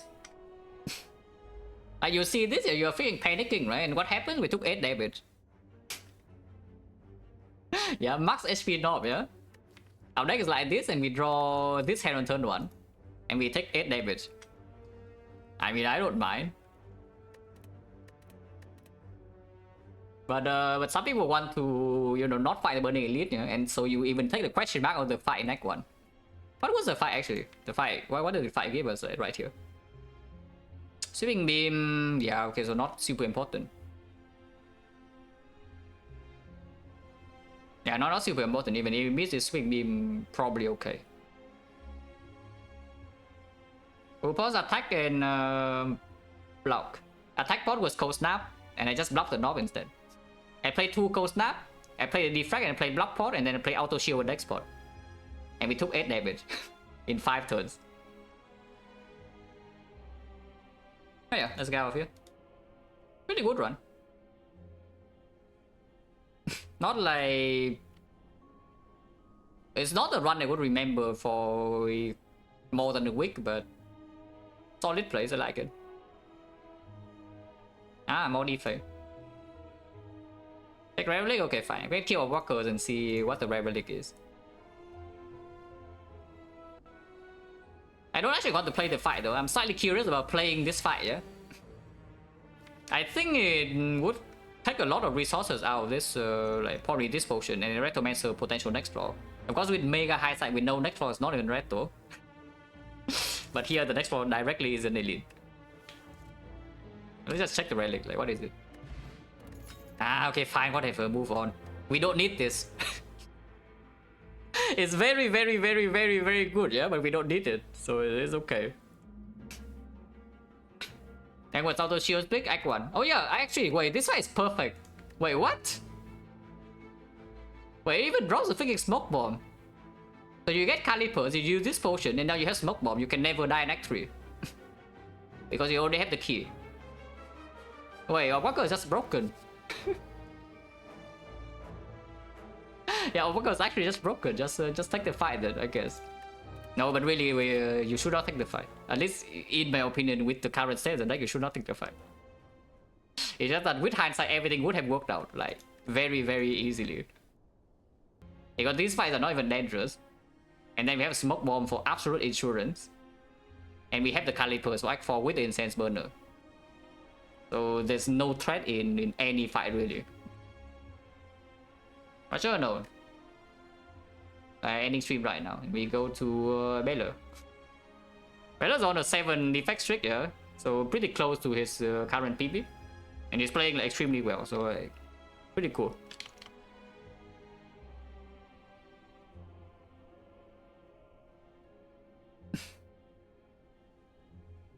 Oh, tiny house squad.